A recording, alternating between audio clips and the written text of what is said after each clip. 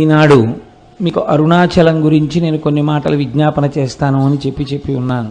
మనకి అష్టమూర్తి తత్వము అని శివతత్వంలో ఒక మాట చెప్తారు. భౌరంభాంశనలో నిలోంబర మహార్నాథో హిమాంసు పుమాన్ ఇత్యాభాతి చరాచరాత్మకమిదం యస్యైవ మూర్త్యష్టకం నాణ్యత్కించన విద్యతే విమృశతాం యస్మాత్ పరస్మాత్ విభో తస్మై శ్రీ గురుమూర్తయే నమగిదం శ్రీ దక్షిణామూర్తయే అని శంకర భగవత్పాదులు దక్షిణామూర్తి స్తోత్రంలో అంతటా ఉన్నటువంటి పరమేశ్వర చైతన్యాన్ని గుర్తించలేనప్పుడు సాకారోపాసన శివుని దేనియందు చూడవచ్చు అన్న దాని గురించి చెప్పారు. అందులోనే ఈ అష్టమూర్తి తత్వాన్ని చెప్తారు. కంచిలో పృథివీలింగం, జంబుకేశ్వరంలో జలలింగం, అరుణాచలంలో అగ్నిలింగం, చిదంబరంలో ఆకాశలింగం, శ్రీకాళహస్తిలో వాయులింగం, కోణార్కలో సూర్యలింగం, సీతాగుండంలో చంద్రలింగం, కాఠ్మండూలో యజమానలింగం. ఈ 8 అష్టమూర్తులు. ఈ 8 కూడా ఈశ్వరుడే. కాబట్టి నీ కంటితో చూసి ఉపాసన చెయ్యడానికి యోగ్యమైనటువంటి పరమశివ స్వరూపములు. ఇందులో మీకు కంచిలో ఉండేటటువంటి పృథివీలింగం మీకు తెలుసు. ఆ పృథివీలింగం కాంచీపురంలో ఉంది. కాంచీపురంలో ఒక గొప్ప విచిత్రం ఉందండి. కంచిలో ఒక 1000 పైచిలకు శివాలయాలు ఉన్నాయి. కానీ కంచి నగరం ఎక్కడ వరకు ఉందో ఆ పరిధిలో ఎక్కడ అమ్మవారు ఉండదు శివాలయంలో. అన్ని శివాలయాలకి కలిపి ఒక్కటే శక్తి కేంద్రం కామాక్షి అమ్మవారి దేవాలయం. ఆఖరికి మసీదులకు సంబంధించినటువంటి ఊరేగింపులు కూడా కంచిలో చిత్రం ఏమిటంటే అమ్మవారి గుడికే ప్రదక్షిణం చేస్తాయి. అన్ని దేవాలయాలకు సంబంధించిన ప్రదక్షిణలు అమ్మవారి గుడిని ప్రదక్షిణంగా పెడతాయి. అంత పవిత్రమైనటువంటి క్షేత్రం కంచి. అసలు ఆ మాటకొస్తే దక్షిణ భారతదేశంలో ఉన్న ఏకైక మోక్షపురి కంచి. ఎందుకంటే అయోధ్య, మధుర, మాయా, కాశీ, కాంచి, అవంతిక, పురి, ద్వారవతి చైవ సప్తైతే మోక్షదాయక. అందులో దక్షిణ భారతదేశంలో ఉన్నది కంచి ఒక్కటే. అక్కడ ఉన్నది పృథివీలింగం. అందుకే మల్లె నూనెతో అభిషేకం, అక్కడ నీటితో చెయ్యరు. రెండవది జంబుకేశ్వరంలో జలలింగం. ఆ శివలింగం దగ్గర జంబుకేశ్వరంలో ఎప్పుడూ నీళ్లు ఊరుతుంటాయి. కానీ ఆ నీటిని ఎవరి మీద ప్రోక్షించడం కానీ అది చెయ్యరు. కాబట్టి నీరు శివుడే అని చెప్పడానికి జలలింగమై ఉన్నాడు. మూడవది చిదంబరంలో ఆకాశలింగం. నేను తరచూ దీని గురించి మీకు చెప్తుంటాను. చిదంబరంలో ఉండేటటువంటి స్వామిని సాకారుడిగా చూడాలంటే కనకసభ అంటారు దాన్ని. అక్కడ నటరాజస్వామిగా చూడాలి. ఒకచో ఒక గమ్మత్తైన విషయం చెప్తారు. నటరాజస్వామి వారికి కాళికాదేవికి పోటీ జరిగింది. ఇద్దరిలో ఎవరు ఎక్కువ తాండవము చేయగలరు అంటే, స్త్రీ చేస్తే తాండవము అనరు, లాస్యము అంటారు. ఎవరు చేయగలరు దీన్ని? నాకు తెలిసినంత వరకు విశాఖపట్నంలో సంపత్ కుమార్ బృందం అని ఒకటి ఉండేది. మహానుభావుడు ఆంధ్రజాలరీ చేస్తుండేవారు ఆయన. నేను ఆ రోజుల్లో విశాఖపట్నంలో ఉద్యోగం చేసేవాడిని. ఇంటికి వచ్చేస్తూ సాంబమూర్తి కళామందిరంలో కూర్చుంటే నిజంగా ఆయన ఆ జాలరీ వేషంలో ఆ పడవ ఆ సముద్రంలో తెడ్డు వేస్తూ వెడుతున్న దృశ్యాన్ని చేసేవారు. అద్భుతం. మహానుభావుడు ఉమాసంపత్ అని ఆయన భార్య గారు ఉండేవారు. వాళ్ళిద్దరూ ఇది చేస్తుండేవారు. ఈ తాండవము, లాస్యము ప్రదోష వేళలో నిజంగా కైలాస పర్వతం మీద ఉన్నట్టుండేది. అది చేసినప్పుడు శంకరుడు ఎలా నర్తిస్తే కాళిక అలా నర్తించింది. అసలు ఇద్దరిలో ఎవరు నటరాజని పిలవాలి అన్న విషయం తేలలేదు. ఈ స్థితికి వెళ్ళిపోయిన స్థితిలో శంకరుడు ఏం చేశాడంటే, ఇంకా అక్కడే పళ్ళెంలో ఉన్న కుంకుమనందు తన బొటనవేలిని ముంచి ఎత్తి కాళికాదేవి యొక్క లలాటమునందు బొట్టు పెట్టాడు అని ఒకచో నేను చదివిన విషయం మీకు ప్రస్తావన చేస్తున్నాను. కానీ స్త్రీ పురుషుడి ముందు అంత పైకి కాలెత్తి లలాటమును తాకదు. కనుక సిగ్గుపడి కాళికాదేవి నిలబడిపోయింది. ఇప్పుడు నటరాజమూర్తిగా శంకరుడికి అభిషేకం చేశారు. నటరాజమూర్తి అంటే దాని స్థితి వేరు. అసలు సృష్టి స్థితి ప్రళయకర్తగా శివుడు ఉంటే దాన్ని నటరాజస్వామి అంటారు. ప్రతి కదలిక ఆయనదై ఉంటుంది. అటువంటి నటరాజస్వామిగా కనకసభలో ఉంటాడు. అదే స్వామి ఆకాశలింగంగా అంతరాలయంలో ఉంటాడు. ఆకాశలింగం అంటే మీరు చిదంబరం వెడితే మీ దగ్గర మారేడు దళాలతో ఉన్నటువంటి మాలలు తీసుకుంటారు, తీసుకెళ్ళి ఓ గోడ మీద వేస్తారు. వేస్తే పాపం కొంచెం తెలియని వాళ్ళు ఏం చేస్తారంటే శివలింగం ఎక్కడండి, శివలింగం ఎక్కడండి అని ఇలా ఇలా చూస్తూ ఉంటారు. చూస్తుంటే ఆఖరికి వాళ్ళు ఇంకా పదండి అయిపోయింది పూజ అంటారు. అయిపోయింది పూజ అంటే అసలు శివలింగమే కనపడలేదు. ఇంత దూరం వచ్చిన వాళ్ళు బెంగెట్టుకుని అసలు శివలింగం ఏదండి అంటారు. అంటే వాళ్ళు ఇదే శివలింగం అని గోడ చూపిస్తారు. ఇదేమిటి ఇది శివలింగం ఏమిటి అనుకుని వెళ్ళిపోతే అక్కడ ఉన్న వాళ్ళు అంటారు, అర్థం కాకపోతే అది చిదంబర రహస్యం అండి అంటే. చిదంబర రహస్యం అంటే ఏమిటంటే ఆకాశము అంటే అంతటా వ్యాప్తి చెందినది. అంతటా ఉన్న శివుణ్ణి ఎక్కడున్నాడని మళ్ళీ ప్రత్యేకం మీరు చూపిస్తారు. అందుకని అక్కడ ఏం ఉండదు, గోడ ఉంటుంది, దానికే పూజ అంతే. అంతటా ఉన్నాడు, అది లోపల తెలుసుకుని పూజ చేయడం. కాబట్టి చిదంబరం ఆకాశలింగం, శ్రీకాళహస్తి వాయులింగం. మీకు తెలుసు అక్కడ 2 జ్యోతులు వెలుగుతుంటాయి ఎప్పుడు. మనకి సైన్స్లో ఏమిటంటే ఆక్సిజన్ లేకపోతే దీపం నిధనం అయిపోతుంది అని. అందుకని విదేశీయులకి ఎంతసేపు కూడా మనకి ఉన్నటువంటి ఆరాధనా విధానాన్ని వాళ్ళు హేతువుని చూడడానికి ప్రయత్నించేవారు. కాబట్టి విదేశీ పరిపాలనలో ఏం చేశారంటే శ్రీకాళహస్తిలోకి గాలి రాకుండా దేవాలయాన్ని మూసేశారు. ఆక్సిజన్ అయిపోతుంది కదా, అప్పుడు ఈ దీపాలు ఏమవుతాయో చూద్దామని. ఎన్ని రోజులైనా ఆ దీపాలు అలా వెలుగుతూనే ఉన్నాయి. గాలిలో ఆక్సిజన్ అయిపోయినట్టుగా అక్కడ ఉన్నటువంటి పరికరములు చూపిస్తున్నాయి, కానీ దీపాలు మాత్రం వెలుగుతున్నాయి. ఏ గాలి లేకపోయినా 2 దీపాలు గాలి కొట్టుకుంటున్నట్టు ఇలా కొట్టుకుంటుంటాయి ఇప్పటికీ. అలా వాయురూపుడైనటువంటి పరమాత్మ శివుడే అని చూపించడం కోసమే శ్రీకాళహస్తిలో వాయులింగం. అందుకే ప్రాణము ఉన్నది, ప్రాణము పోయినది అంటే భవతి, వీడున్నాడు అనడానికి ఏమిటి గుర్తు? ఊపిరి. ఆ ఊపిరి ఆగిపోయింది అనుకోండి, శవం వెళ్ళిపోయినాడు, అమంగళ స్వరూపం అయిపోయింది అంటున్నాం. అందుకే శ్రీకాళహస్తిలో శివలింగం పశ్చిమాన్ని తిరుగుతుంది. అక్కడ పశ్చిమాన్ని తిరిగితే గుర్తు ఏమిటంటే పశ్చిమం సూర్యాస్తమయం. శ్రీకాళహస్తి వెళ్ళి నమస్కారం చేసినటువంటి వాడికి ఆఖరి ఊపిరి నడుస్తుండగా ఈశ్వరుడే ఆ ఊపిరిని భగవత్ సంబంధమైన నామముగా మార్చి వీడు చిట్ట చివరి ఊపిరిలో ఈశ్వరనామం చెప్పాడు కాబట్టి వీడిని నా పాదాల దగ్గర పెట్టుకుంటున్నానని తాను తీసుకుంటాడు. కాబట్టి పశ్చిమానికి తిరిగి శ్రీకాళహస్తిలో ఉంటాడు. అంతర్లీనముగా అది మనకి జరిగే ప్రయోజనం, అది వాయులింగం. కాబట్టి కంచియందు పృథివీలింగం, జంబుకేశ్వరంలో జలలింగం, చిదంబరంలో ఆకాశలింగం, శ్రీకాళహస్తిలో వాయులింగం. పంచభూత లింగాలుగా చూడండి. పోనందాక తిరువణ్ణామలై అంటే అరుణాచలానికి వస్తే అగ్నిలింగం. ఇప్పుడు మీరు ఒక్క విషయాన్ని గమనించండి. పృథివీలింగం అంటే మీకు తెలుస్తోంది పృథివీ, జలలింగం అంటే తెలుస్తోంది నీరు, ఆకాశలింగం అంటే తెలుస్తోంది ఏమీ లేకుండా అంతటా పరమాత్మ ఉన్న స్థితి. అలాగే మీకు వాయులింగం తెలుస్తోంది దీపముల కదలిక చేత. అప్పుడు అగ్నిలింగం అన్న దగ్గర ఏది ఉండాలి? అగ్నిహోత్రం ఉండాలి కదండి. మీరు అరుణాచలంలో శివలింగం దగ్గరికి వెళ్ళి దర్శనం చేసుకున్నారనుకోండి, ఏ ప్రశ్న వెయ్యాలి గురువుని శిష్యులు? అయా కంచి వెడితే పృథ్వీలింగం ఉందండి, మిగిలిన చోట్ల భూతములు తెలుస్తున్నాయి, మరి ఇక్కడ కూడా అగ్నిహోత్రం ఉండాలి కదండి, ఇక్కడ అగ్నిహోత్రం లేదు కదా, మరి ఇది అగ్నిలింగం అని ఎలా పిలుస్తారు అని అడగాలి కదా. ఇక్కడ రాశీభూతమైన జ్ఞానాగ్ని, అది జ్ఞానాగ్నియే. అందుకే స్కాంద పురాణం అంది జీవి యొక్క ప్రయాణాన్ని, మనుష్య ప్రయాణం అనకండి, జీవుడు లోపల ఉన్న జీవుడు ఎన్ని దేశముల నుండి నే వచ్చినానో నిన్న విన్నారు కదా. ఇదేంటి, ఎందరో రోతల్లులెందరో తండ్రులెందరో తన వారులెందరో సుతులు, ఎంతమంది అయ్యారో ఇప్పటికీ. కాబట్టి ఈ జీవయాత్ర వెళ్ళిపోతూనే ఉంది. ఏ దేశమున నుండి ఈ చటకు వచ్చి తినో, ఏ అమెరికాలో పుట్టామో భోగదేశాల్లో, అదృష్టం కొద్దీ ఇప్పుడు కర్మభూమిలోకి వచ్చాం, పుణ్యభూమిలోకి.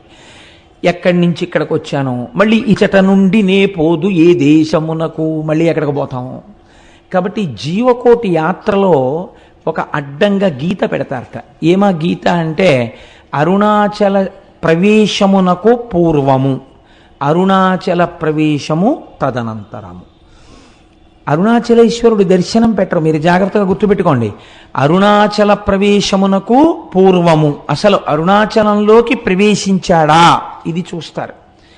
రెండవది అరుణాచల ప్రవేశమునకు తరువాత, అరుణాచలంలో ఒకసారి ప్రవేశిస్తే ఆ జీవి యొక్క జీవితం ఇంకొకలా ఉంటుంది, అక్కడి నుంచి గీత కొట్టి ఇంకోలా చూస్తారు. కాబట్టి అందరూ అరుణాచలంలోకి ప్రవేశించలేరు. ఇది ఒక సిద్ధాంతం ఉంది. అయితే నాకు దీని గురించి కించిత్ అనుమానం ఉండేది. ఇది ఎప్పుడో ఉంటుంది కదా, ఇప్పుడు రైళ్ళు వచ్చేసాయి, బస్సులు వచ్చేసాయి, అనేకం వచ్చేసాయి, ఇప్పుడు కూడా అలా ప్రతిబంధకాలు ఉంటాయా అని నాకు అనుమానం ఉండేది. నేను మొట్టమొదటిసారి అరుణాచలం వెళ్ళినప్పుడు, ఈ సభలో ఎవరైనా ఉన్నారో లేరో నాతో వచ్చిన వాళ్ళు, శంకరం గారు ఉన్నారేంటే మీరు సాక్ష్యం అయితే, నాకు ఈ అనుమానం ఉండేది. చిత్రం ఏంటంటే, మేము చెన్నై నుంచి అరుణాచలం వెడుతుంటే వ్యాన్ బరస్ట్ అయిపోయింది. బరస్ట్ అయిపోతే దిగిపోయి కూర్చున్నాం. వాడు వెళ్ళి టైర్లు తెచ్చి మళ్ళీ టైర్లు మార్చాడు. మళ్ళీ కొంచెం దూరం వెళ్ళింది, మళ్ళీ బరస్ట్ అయిపోయింది. చీకటి పడిపోతోంది. రోడ్డు మీద నిలబడిపోయాం. మేము అరుణాచలంలోకి ప్రవేశించలేదు. అప్పుడు నాకు అర్థమైంది, ఎన్నున్నా అరుణాచల ప్రవేశానికి ఈశ్వరానుగ్రహమే కారణం కావాలి అని. అప్పుడు రోడ్డు మీద కూర్చుని భగవన్నామాలు చేశాం. చేసిన తర్వాత చిత్రం ఏంటంటే, ఇంకా ఆగకుండా వ్యాన్లో అరుణాచలం వెళ్ళిపోయి. కాబట్టి అప్పటికీ ఇప్పటికీ అది సత్యమే. ఈశ్వరుడు మాకు వెంటనే వచ్చిన అనుమానాన్ని నివృత్తి చేసేసాడు. కాబట్టి అరుణాచలం అంత పరమపావనమైనటువంటి క్షేత్రం. అయితే ఏమంటే అది కేవలము జ్ఞానాగ్నియేనా? మరి పంచభూతములలో అగ్నికి అప్పుడు ఇంకొక లింగం ఉండాలి కదా అని మీకు అనిపించవచ్చు. చాలామంది పెద్దలు ఏం చెప్తారంటే ఇది సత్యమే. అరుణాచలంలో ఉన్నటువంటి శివలింగమునకు కొంచెం దగ్గరగా కూర్చుంటే అంతరాలయంలో మీకు ఉక్క పోసేసి చెమటలు పట్టేసి ఏదో కొంచెం వేడితోటి సతమతం అయిపోతున్నట్టుగా అనిపిస్తుంది. అది చాలా తీవ్రమైన అగ్ని అనుకోండి, మీరు తట్టుకోలేరు సెగ. అందుకని ఈశ్వరుడు అగ్నిహోత్రము తానే అని అలా నిరూపిస్తూ ఉంటాడు. అటువంటి పరమపావనమైనటువంటి క్షేత్రము ఆ తిరువణ్ణామలైలో ఉన్నటువంటి అరుణాచలేశ్వరుడు. అయితే ఈ అరుణాచలం గురించి ప్రత్యేకముగా నేను ప్రస్తావన చేస్తాను ఇవాళ. రేపు భగవాన్ రమణుల గురించి ప్రస్తావన చేస్తాను అనడం వెనకాతల ఒక ఆర్తి ఉంది. ఎందుకు నేను దాని గురించి ప్రత్యేకం ప్రస్తావన చేస్తాను అని అనవలసి వచ్చిందంటే, మనకి ఒకానొకప్పుడు శంకరుణ్ణి దేవతలు మనుష్యులు అందరూ ప్రార్థన చేస్తే ఆయన ఇచ్చినటువంటి వరములుగా 4 చెప్తారు. దర్శనాత్ అభ్రసదసి, చిదంబరమునందు జ్ఞానముతో దర్శించుట, అంతటా ఈశ్వరుడు ఆకాశరూపుడయ్యున్నాడు అని దర్శనం. అదంత జ్ఞానంతో దర్శనం చేయడం అందరికీ కుదురుతుంది, కుదరకపోతుంది. కాబట్టి ఈశ్వర ఇంకొక మాట చెప్పన్నారు, దర్శనాద్దభ్ర సరసి, చేత కాకపోతే జననాత్ కమలాలయే. కమలాలయే అంటే తిరువారూరు. నువ్వు కమలాలయంలో పుడితే నీకు మోక్షం ఇస్తానన్నాడు స్వామి. చాలా బాగుంది కానండి, పుట్టడం మా చేతిలో ఉందా? ఎక్కడ పుడతాము? కాబట్టి అమ్మ కడుపులో ఉన్న నాకు అమ్మ ఎక్కడుందో ఏం తెలుసు, ఎలా పుడతాను? ఇంకొక మాట చెప్పండి అంటే ఆయన అన్నాడు, పోనీ పుట్టడం నీ చేతిలో లేదు, వృద్ధాప్యం వరకు వచ్చేసిన తర్వాత ఇంకా నా జీవనయాత్ర పూర్తయిపోతోందని నీకు తెలిసిపోతూ ఉంటుందిగా, బాధ్యత అయిపోయిందిగా, కాశీ వెళ్ళిపోతే ఏం చేస్తాను? జననాత్ కమలాలయే కాశ్యాంతో మరణాన్ముక్తి, కాశీలో ప్రాణం వదిలిపెట్టేస్తే మోక్షం ఇచ్చేస్తాను. ఎలా ఇస్తాడో మొన్న మీరు విన్నారు కదా విశ్వేశ్వరలింగంలో, కాశ్యాంతు మరణాన్ముక్తి అంటే వాళ్ళన్నారు, ఈశ్వర ఏమో ఈ లోపల వచ్చేస్తే, లేదా మేము కాశీలో ఉండగా మోక్షం వచ్చేటట్టుగా కాశీకి వెళ్ళేంతగా కుటుంబాల్ని వదిలి వెళ్ళగలిగినంత దృఢచిత్తము కలియుగంలో మాకు ఎలా ఉంటుంది? ఈ అనుబంధాలతో వేసారిపోతూ. కాబట్టి అలా వెడతామని నమ్మకం లేదు. ఇంకొక మాట చెప్పండి అంటే స్వామి అన్నారు, ఇంకా ఇంతకన్నా సులభం ఉండదు, ఒక్క మాట చెప్తాను, చెయ్యగలరా? స్మరణాత్ అరుణాచలే, పైకి అనక్కర్లేదు. అరుణాచల శివ, అరుణాచల శివ, అరుణాచల శివ, అరుణ శివ అని మీరు అనక్కర్లేదు. స్మరణాత్, స్మరణము మనస్సుకు సంబంధించినది. మీరిక్కడ అరుణాచల శివుడు అని ఒకసారి తలుచుకుంటే చాలు, పాపరాశి ధ్వంసం చేస్తాను. పోనీ అలా తలుచుకోగలవా? ఇది కూడా కుదరదన్నారు అనుకోండి, ఇంకా నేను మిమ్మల్ని ఉద్ధరించలేనని ఈశ్వరుడితో అనిపించుకోకూడదు కదా, అందుకని తప్పకుండా అన్నారు. స్మరణాత్ అరుణాచలే, కేవలము స్మరించినంత మాత్రం చేత పాపరాశిని ధ్వంసము చేయగలిగినటువంటి క్షేత్రము అరుణాచల క్షేత్రము. ఇక్కడ ఒక గమ్మత్తు ఉంది. మీకు భారతదేశం మొత్తం మీద ఎక్కడా లేనటువంటి రీతిలో అరుణాచలంలో పరమశివుడు 3గా కనపడుతూ ఉంటాడు అని పురాణం చెప్తుంది. 3గా, ఇందులో అరుణాచలం వెళ్ళిన వాళ్ళు చాలామంది ఉన్నారని నేను అనుకుంటున్నాను. నాకు తెలియడం కోసం, సంతోషించడం కోసం, అరుణాచలం వెళ్ళిన వాళ్ళు ఎంతమంది ఉన్నారో ఒక్కసారి చెయ్యెత్తండి సభలో. ఓ చాలామంది ఉన్నారండి వెళ్ళవలసిన వాళ్ళు. చాలా సంతోషం. ఈ మాట ఎప్పుడైనా ఈశ్వరుడు మనందరినీ కలిపి తీసుకెళ్ళుగాక అని సంకల్పం చేద్దాం. స్మరణాత్ అరుణాచలి. ఆ అరుణాచలం దాని గురించి శాస్త్రం ఒక మాట చెప్తుంది. అరుణాచల క్షేత్రమునందు శివుడు మూడుగా కనపడుతూ ఉంటాడు. అరుణాచలంలో ఒక పెద్ద పర్వతం ఉంది, దాని పేరే అరుణాచలము. అంటే అచలము అని కదండి, అచలం అంటే కొండ. ఒక పెద్ద కొండ ఉంది, దానికి ప్రదక్షిణం చేయాలంటే 14 కిలోమీటర్లు నడవాల్సి ఉంటుంది. ఆ కొండ శివుడే, కొండయే శివుడు అక్కడ. అందుకే మీరు చూస్తే ఒక చిత్రమైన బోర్డులు కనపడుతుంటాయి. Absorbed into the lotus feet of Arunachala అని ఉంటాయి. రమణాశ్రమంలో అక్కడే ప్రాణాలు విడిచిపెట్టేసిన వాళ్ళని సమాధులు చేస్తే అక్కడ బోర్డులు పెడతారు, వీళ్ళ పేరు ఇది, absorbed into the lotus feet of Arunachala అంటారు. అరుణాచల పాదములు అని పిలుస్తారు ఆ కొండ కింద ఉన్నటువంటి భాగాన్ని. ఆ కొండకి ప్రదక్షిణం చేస్తారు. ఈ కొండకి ప్రదక్షిణం చేస్తే అక్కడ మీరు నమ్మండి నమ్మపోండి, నాకు పరమ విశ్వాసముతో కూడుకున్న విషయం, ఎన్ని కోట్ల జన్మల పాపములో అక్కడ దగ్ధమవుతాయని. భగవాన్ రమణుల్ని ఎవరైనా చూడ్డానికి వెడితే అరుణాచలంలో ఆయన మొదట ఒక ప్రశ్న వేసేవారు, గిరి ప్రదక్షిణం చేశారా అని అడిగేవారు. వాళ్ళు మళ్ళీ ఓ గంట పోయాక కనపడేవారు, భగవాన్ మీరు చెప్పినట్టుగా గిరి ప్రదక్షిణానికి వెళ్ళొచ్చాం అనేవారు. ఎలా వెళ్ళారు అంటే ఆటోలో వెళ్ళామండి అనేవారు. ఏదో వయస్సు అయిపోతే వాళ్ళని నేను తప్పు పట్టట్లేదు, అయితే ప్రదక్షిణ పుణ్యం ఆటోదా మీదా అని అడుగుతుండేవారు ఆయన.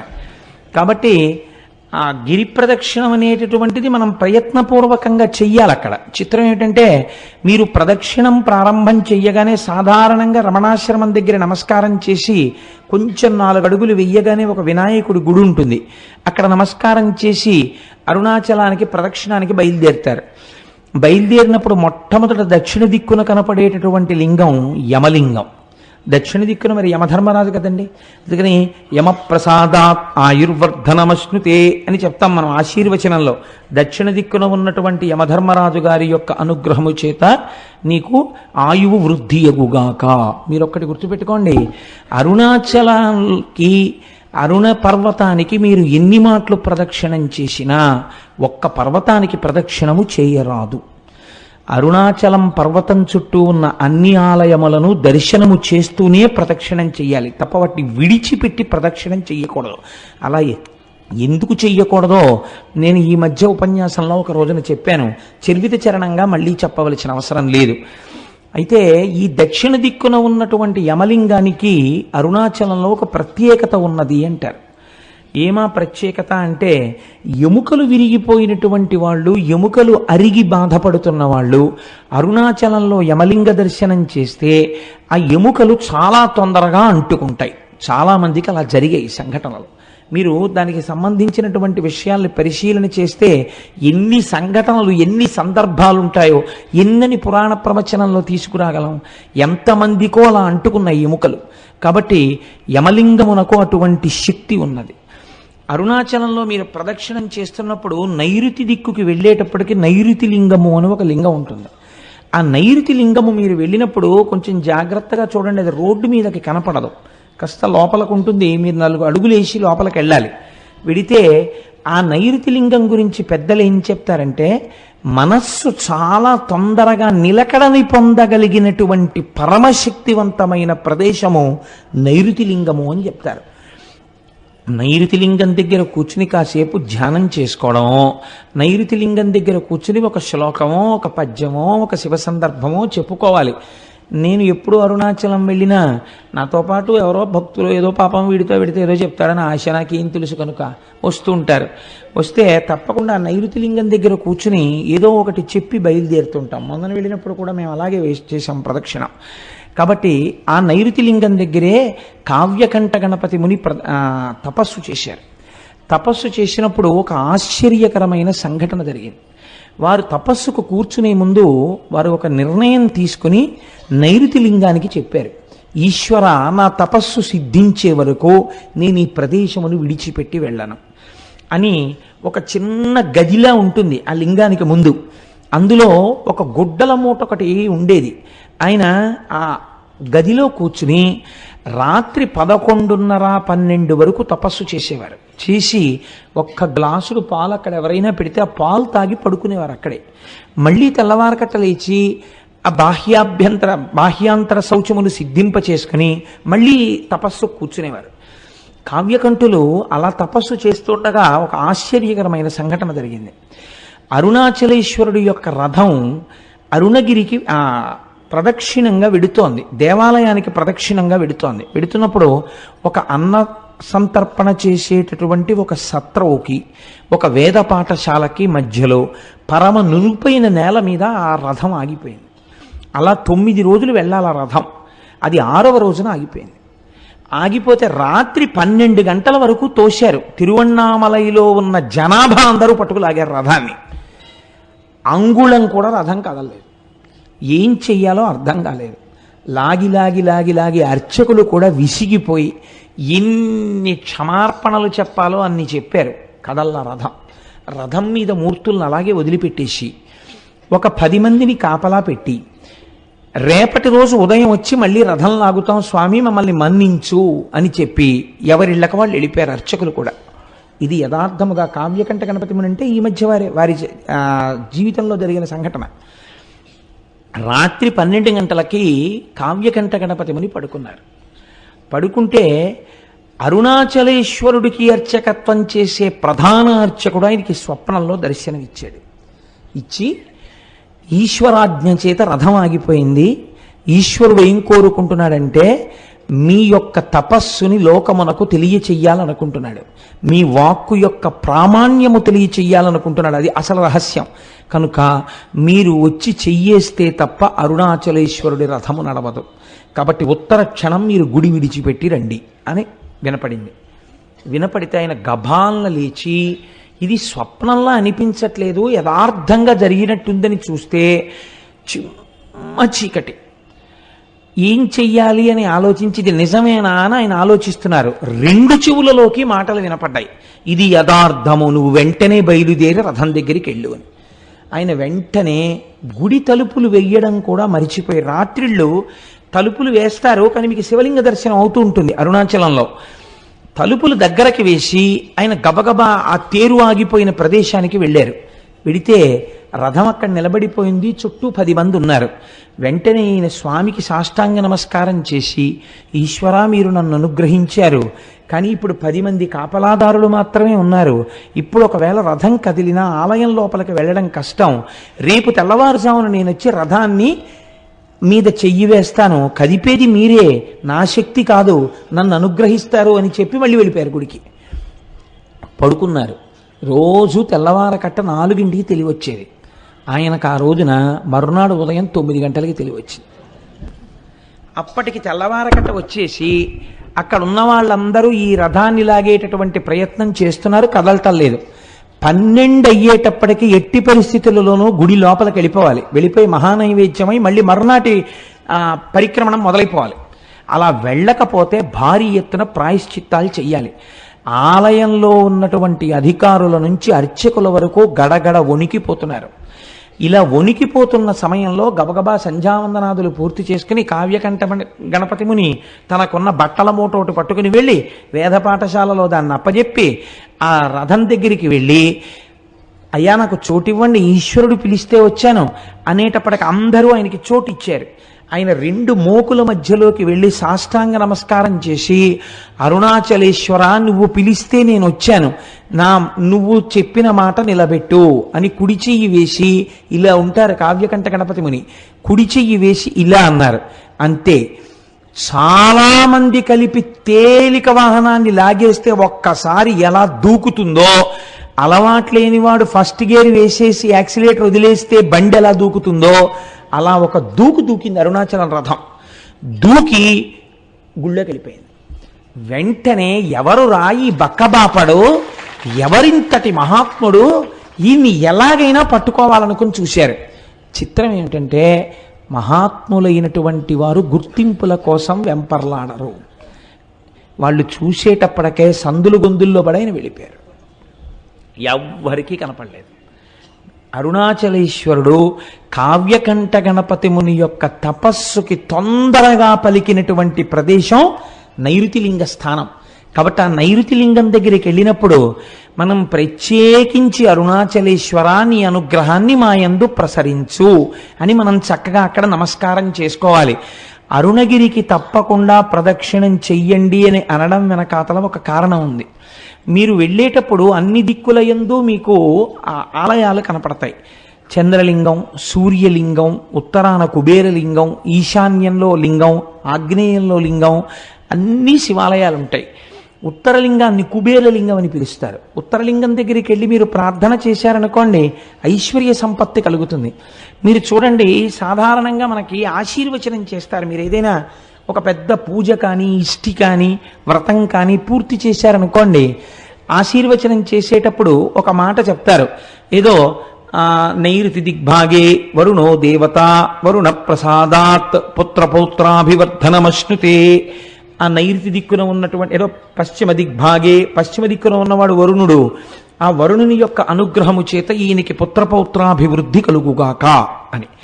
అలాగే మనకి మహన్యాసం చేసేటప్పుడు మనం ఇలా వెనక్కి తిరిగి ఓ నమస్కారం, ఇలా ఓ నమస్కారం, ఇలా ఓ నమస్కారం, ఇలా ఓ నమస్కారం అర్చక స్వామి చేస్తుంటారు. ఆయన్ని చూస్తూ ఆయన ఎడి తిరుగుతున్నాడు, అలా మనం ఇలా ఇలా ఇలా తిరుగుతూ ఉంటాం తప్ప మంత్రంతో సమన్వయం మనకి జరగదు లోపల. ఎందుకంటే మనకి సరిగ్గా అర్థం కాదు, అలా అర్థమయ్యేటట్టు చెప్పేవాళ్ళు లేరు. కాబట్టి ఏమైపోతుందంటే ఉట్టినే పాపం అలా అలా తిరుగుతుంటాడుగా, ఆయన భక్తి అయింది. కానీ మీకు తెలియకుండానే మీరు అరుణగిరికి ప్రదక్షిణం చేసేటప్పుడు అన్ని దిక్కుల నుండి మీరు ఏం కోరుకుంటున్నారో అవి ఈయగలిగినటువంటి దిక్పాలకులకు శాసకుడై ఉన్నటువంటి పరమశివుని యొక్క దర్శనం మీకు అన్ని దిక్కులా కలుగుతుంది. కలగడం వల్ల ఇహమునందు మీకు సమస్త సమృద్ధి కటాక్షింపబడుతుంది. కాబట్టి అరుణాచల లింగానికి, అరుణాచలేశ్వరుడికి ఆ కొండకి ప్రదక్షిణం చెయ్యడంలో అంత విశేషమైన ప్రాముఖ్యం. కొన్ని చెప్పకపోతే నాకు కడుపుబ్బ తీరదు, అదొక విర్రి నాకు. కాబట్టి చెప్తాను, ఇది కూడా చెప్పాలా అని అనుకోకండి. మనం పశ్చిమ దిక్కుకు వెళ్ళినప్పుడు ఆది అన్నామలై అని ఒక క్షేత్రం ఉంటుంది, ఒక దేవాలయం, శివాలయం ఉంది. ఆ ఆది అన్నామలై క్షేత్రం దేవాలయం దగ్గరికి వెళ్ళేటప్పటికే ఈసారి మేము కనుమ పండుగ నాడు వెళ్ళాం. చక్క పెద్ద పెద్ద ముగ్గులేసి గొబ్బిళ్ళు పెట్టి గుమ్మిడి పూలు పెట్టారు. పెడితే మా వాళ్ళు వచ్చిన భక్తుల్లో కొంతమందికి మంచి మంచి పాటలు వచ్చు, గొబ్బిళ్ళ పాటలు. ఆ గొబ్బిళ్ళ పాటలు పాడుతుంటే మాతో వచ్చిన వాళ్ళందరూ ఆ గొబ్బిళ్ళకి చక్కగా నాట్యం చేస్తూ కన్నెపిల్లలకి మంచి భర్తలు రావాలని ప్రదక్షిణాలు చేయించి పాటలు పాడించి ఎంత ముచ్చట్లాడామో, ఎంత సంతోషం పడ్డామో శివుడి సన్నిధానంలో పండగ చేసుకుంటూ. అసలు కనుమ అంటే మీరు అరుణాచలంలో చూడాలి. పశువుకి పూజ కదండి. పశు రూపంలో నిలబడిన వాడెవరు? నందీశ్వరుడు. మీరు చూసి తీరాలి. మొన్న కనుమ పండుగ నాడు నాతో వచ్చిన వాళ్ళందరూ ఇక్కడే ఉన్నారు. వీళ్ళందరూ అయితే ఎంత పొంగిపోయారంటే, కోటేశ్వరారు ఎలాగో శివమహాపురాణం జరుగుతోంది కదా, మా అచ్చయ్య శాస్త్రి గారు అయితే ఎంత ముచ్చట పడిపోయారంటే, కోటేశ్వరారు నేను పెద్ద నందించి ఏం చేస్తాను, కనుమ నాడు మన అందరం ఇక్కడ చేసినట్టే అలంకారం చేద్దామా అండి అని అడిగారు. మీకు చిత్రం తెలుసా? అరిసెల దండల దగ్గర నుంచి, కజ్జికాయల దండల దగ్గర నుంచి, 5 స్టార్ చాక్లెట్ల దగ్గర నుంచి, కాయగూరల దగ్గర నుంచి, ఏమ్మా పాప్కారం దండల దగ్గర నుంచి నందీశ్వరుడికి అలంకారం చేసేస్తారు. చక్కగా శీకాకాయ రసంతో ఆయనకి అభిషేకం చేసి రుద్రంతో కడిగి తెల్లవారకట నుంచి ఉంటే అవి కూడా చూడొచ్చు. చక్కగా స్వామికి అభిషేకం చేసి తైలమర్దనం చేసి అలంకారం చేస్తారు. చూసి తీరాలి.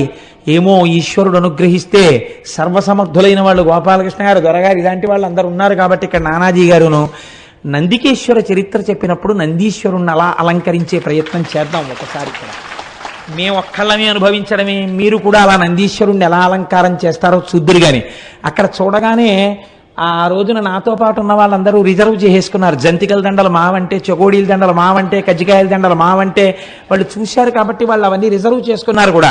కాబట్టి అన్నమాట ఉత్తినేందుకు పోవాలి, వాళ్ళు అలంకారం కూడా చేస్తారు. నందికేశ్వర చరిత్ర చెప్పిన రోజున వీలైతే బసవయ్యని మనం ఇక్కడ అలా అలంకారం చేసి ప్రదక్షిణం చేసి నమస్కరిద్దాం. కనుక ఏమిటో ఎటు నుంచి ఎటుపోతుందో ప్రసంగం. నైరుతి దిక్కున ఉన్నటువంటి ఆ స్వామి యొక్క దర్శనము కావ్యకంఠ గణపతి మునికంతటి కటాక్షాన్ని అనుగ్రహించింది. ఆ అరుణాచలేశ్వరుడికి చేసినటువంటి ప్రదక్షిణం మనకి ఇహమునందే కాదు, పరమనందు సుఖాన్ని మోక్షమును కూడా ఇవ్వగలదు. ఎందుకు ప్రదక్షిణం చెయ్యాలి? కేవలం కాళ్ళతో నడిస్తే పాపం పోతుందా? అలా ఎలా పోతుందని అడిగేవారు. అడిగితే భగవాన్ రమణులు ఒక మాట చెప్తుండేవారు. వారు చెప్పినది సాధికారికం కదా. ప్రదక్షిణం అనగా అనగా సమస్త పాపరాశిని ధ్వంసము చేయుట. నేను అరుణగిరికి ప్రదక్షిణానికి బయలుదేరుతున్నాను అని మీరు అన్నారనుకోండి, అని స్నానం చేసి ప్రదక్షిణ ప్రారంభం చేస్తూ నమస్కారం చేసుకుంటున్నప్పుడు ఏమంటారు? ఈశ్వర, ఈ ప్రదక్షిణం ఏ విఘ్నం లేకుండా నా ఒంటి యందు శక్తి నిలబడి నేను చక్కగా చేసుకునేటట్టు అనుగ్రహించు అని మీరు మొదటి అడుగు తీసి ఇలా వెయ్యగానేట అంత పెద్ద స్థూల రూపుడైన పరమశివుడికి ప్రదక్షిణానికి మీరు ప్రయత్నపూర్వకంగా ఒక అడుగు పెట్టారు కనుక అడుగు ఇలా తీసి వెయ్యగానే పాపరాశిని ధ్వంసం చేసేస్తాట. పాపరాశిని ధ్వంసం చేసి ఈ అడుగు ఇలా వేసినప్పుడు వెనక అడుగు స్థిరంగా ఉంటుంది కదండి. మళ్ళీ రెండో కాలు ఇలా పైకి లేవగానే ఎవరు శివుడిని నమ్మి మొదలు పెట్టారో వాళ్ళు ఏది జీవితంలో జరగాలని కోరుకుంటున్నారో దాన్ని ఇచ్చేస్తాట. కాబట్టి పాపరాశి ధ్వంసమగుట, కోరిక తీరుట. క్షి అంటే మీరు ఈ జన్మలో అనుభవించవలసినటువంటి కష్టములకు సంబంధించినటువంటి పాపములు ధ్వంసం చేయడం అనేటటువంటిది కుదరదు. ఎందుకంటే మీకు ఇక్కడ ఈ జన్మకి అనుభవించవలసినటువంటి పాపం ప్రారబ్ధం అంటారు. దాన్ని విడిచిపెట్టేసినటువంటి బాణంతో సమానం. కాబట్టి మీకు ఇప్పటికి ఏర్పడిపోయి ఉన్నటువంటి ఆగామి ఫలితం ఏదుందో దాన్నంతటినీ ధ్వంసం చేసి రాబో జన్మలకి కూడా ఏర్పడవలసినటువంటిది ఈ జన్మలో బ్రహ్మగారి రాత చేత ఏర్పడబోతున్న దాన్ని కూడా ధ్వంసం చేస్తారట. అంటే ఇంకా అలా చేయడం వల్ల అరుణగిరికి ప్రదక్షిణం చేసినటువంటి వాడికి పాపము పుణ్యము ఉండదు కనుక వాడు మోక్షమునకు అధికారి అగుచున్నాడు. కాబట్టి అరుణగిరికి ప్రదక్షిణం చెయ్యడం అనేటటువంటిది అంత పరమపావనమైన విషయమని, తప్పకుండా గిరి ప్రదక్షిణం చెయ్యాలని మనకి మహానుభావుడైనటువంటి భగవాన్ రమణులు నిర్దేశించిన విషయం, స్కాంద పురాణం నిర్దేశించినటువంటి విషయం. అయితే చిత్రం ఒకటి ఉంది. అరుణాచలంలో 3 యోజనముల దూరము వరకు ఏ విధమైనటువంటి దీక్షకి సంబంధించిన నియమములు లేవు. మీకు శ్రద్ధ అని ఒక వాక్యం ఉంటుంది పురాణంలో. పురాణమే కాదు, మీరు శృతి యందు కూడా శ్రద్ధ అని ఒక మాట వాడతారు. శ్రద్ధ అంటే ఏమిటో తెలుసా అండి? నీకు ఇక్కడ నీవు ఇలా ఉండవచ్చు అన్నప్పుడు నమ్మి మీరు అలా ఉండాలి అని శాస్త్రం అంటుంది. మీరు ఇలా ఉండు అని చెప్పినప్పుడు నేను అలా ఉండను అని మీరు అన్నారనుకోండి, మీ అంత మీరుగా కొన్ని సిద్ధాంతాలని తీశారనుకోండి, అది ఆ క్షేత్రము యొక్క ప్రమాణమును అవమానించుట, చెయ్యకూడదు. అందుకే రమణులంతటి వారు అమ్మగారు నేను ఇక్కడ ఉల్లిపాయలు తిన్నంటే ఈవిడ ఉల్లిపాయ తింటే ఈవిడ మోక్షానికి అడ్డొస్తుందిట అనేవారు. 3 యోజనముల దూరంలో అక్కడ ఏ విధమైనటువంటి దీక్షా నియమములు లేవు. ఇది ఎంతవరకు నిరూపణమైందో తెలుసా అండి? భగవాన్ రమణులు ఒక తెల్లటి గోచి మాత్రమే పెట్టుకునేవారు. వారు గోచి పెట్టుకుని స్కందాశ్రమంలో ఉండగా ఒకానొకప్పుడు శృంగేరి పీఠం నుంచి కొంతమంది పండితులు వచ్చి అయ్యా మీరు ఆ వివాహం లేదు, మీకు సంసారం లేదు, మీరు సన్యాసి యొక్క జీవితాన్నే గడుపుతున్నారు, కాబట్టి మీరు కనీసంలో కనీసం పోనీ కాషాయాంబరములను ధరించకపోయినా పెట్టుకున్నటువంటి గోచి తెల్లది కాకుండా కాషాయం రంగు గోచి పెట్టుకుంటే బాగుంటుంది. అందుకే జ్ఞానముతో నిండినటువంటి వారు కాబట్టే సన్యాసి శరీరాన్ని విడిచిపెడితే ఇక దహనం చేయరు. అది జ్ఞానాగ్నితో కూడిన శరీరం కాబట్టి భూస్థాపితం చేస్తారు.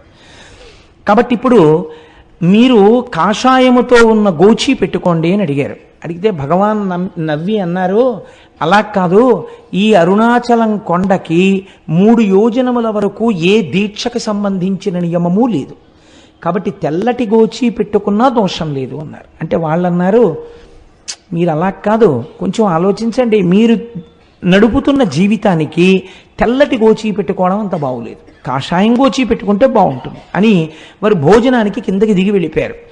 ఎక్కడ నుంచి వచ్చాడో ఒక పరమ వృద్ధుడు ఒక ఆయన ఒక పుస్తకాల మూట మోసుకొచ్చాడు, రమణుల దగ్గర పెట్టాడు. నేను ఇప్పుడే స్నానం చేసి వస్తాను, ఈ పుస్తకాల మూట చూస్తుండు అని చెప్పి వెళ్ళిపోయాడు. శృంగగిరి నుంచి వచ్చినటువంటి పండితులు కిందకి వెళ్ళి స్నానం చేసి భోజనం చేసి మళ్ళీ కొండ మీదకి వచ్చారు రమణుల దగ్గరికి. వచ్చేటప్పటికి పుస్తకాల మూట అక్కడుంది, పైనున్న పుస్తకం ఎగురుతోంది. ఎగురుతున్న పేజీ దగ్గర ఏమిటి పుస్తకాలు అని వాళ్ళు ఇలా పేజీ మీద చెయ్యి వేసి చూశారు.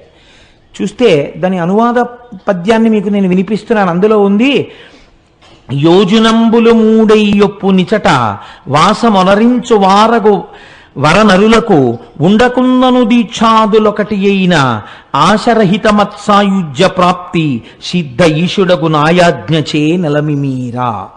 ఇది ఈశ్వరాజ్ఞ. ఇక్కడ దీక్షా నియమములు ఏమీ లేవు.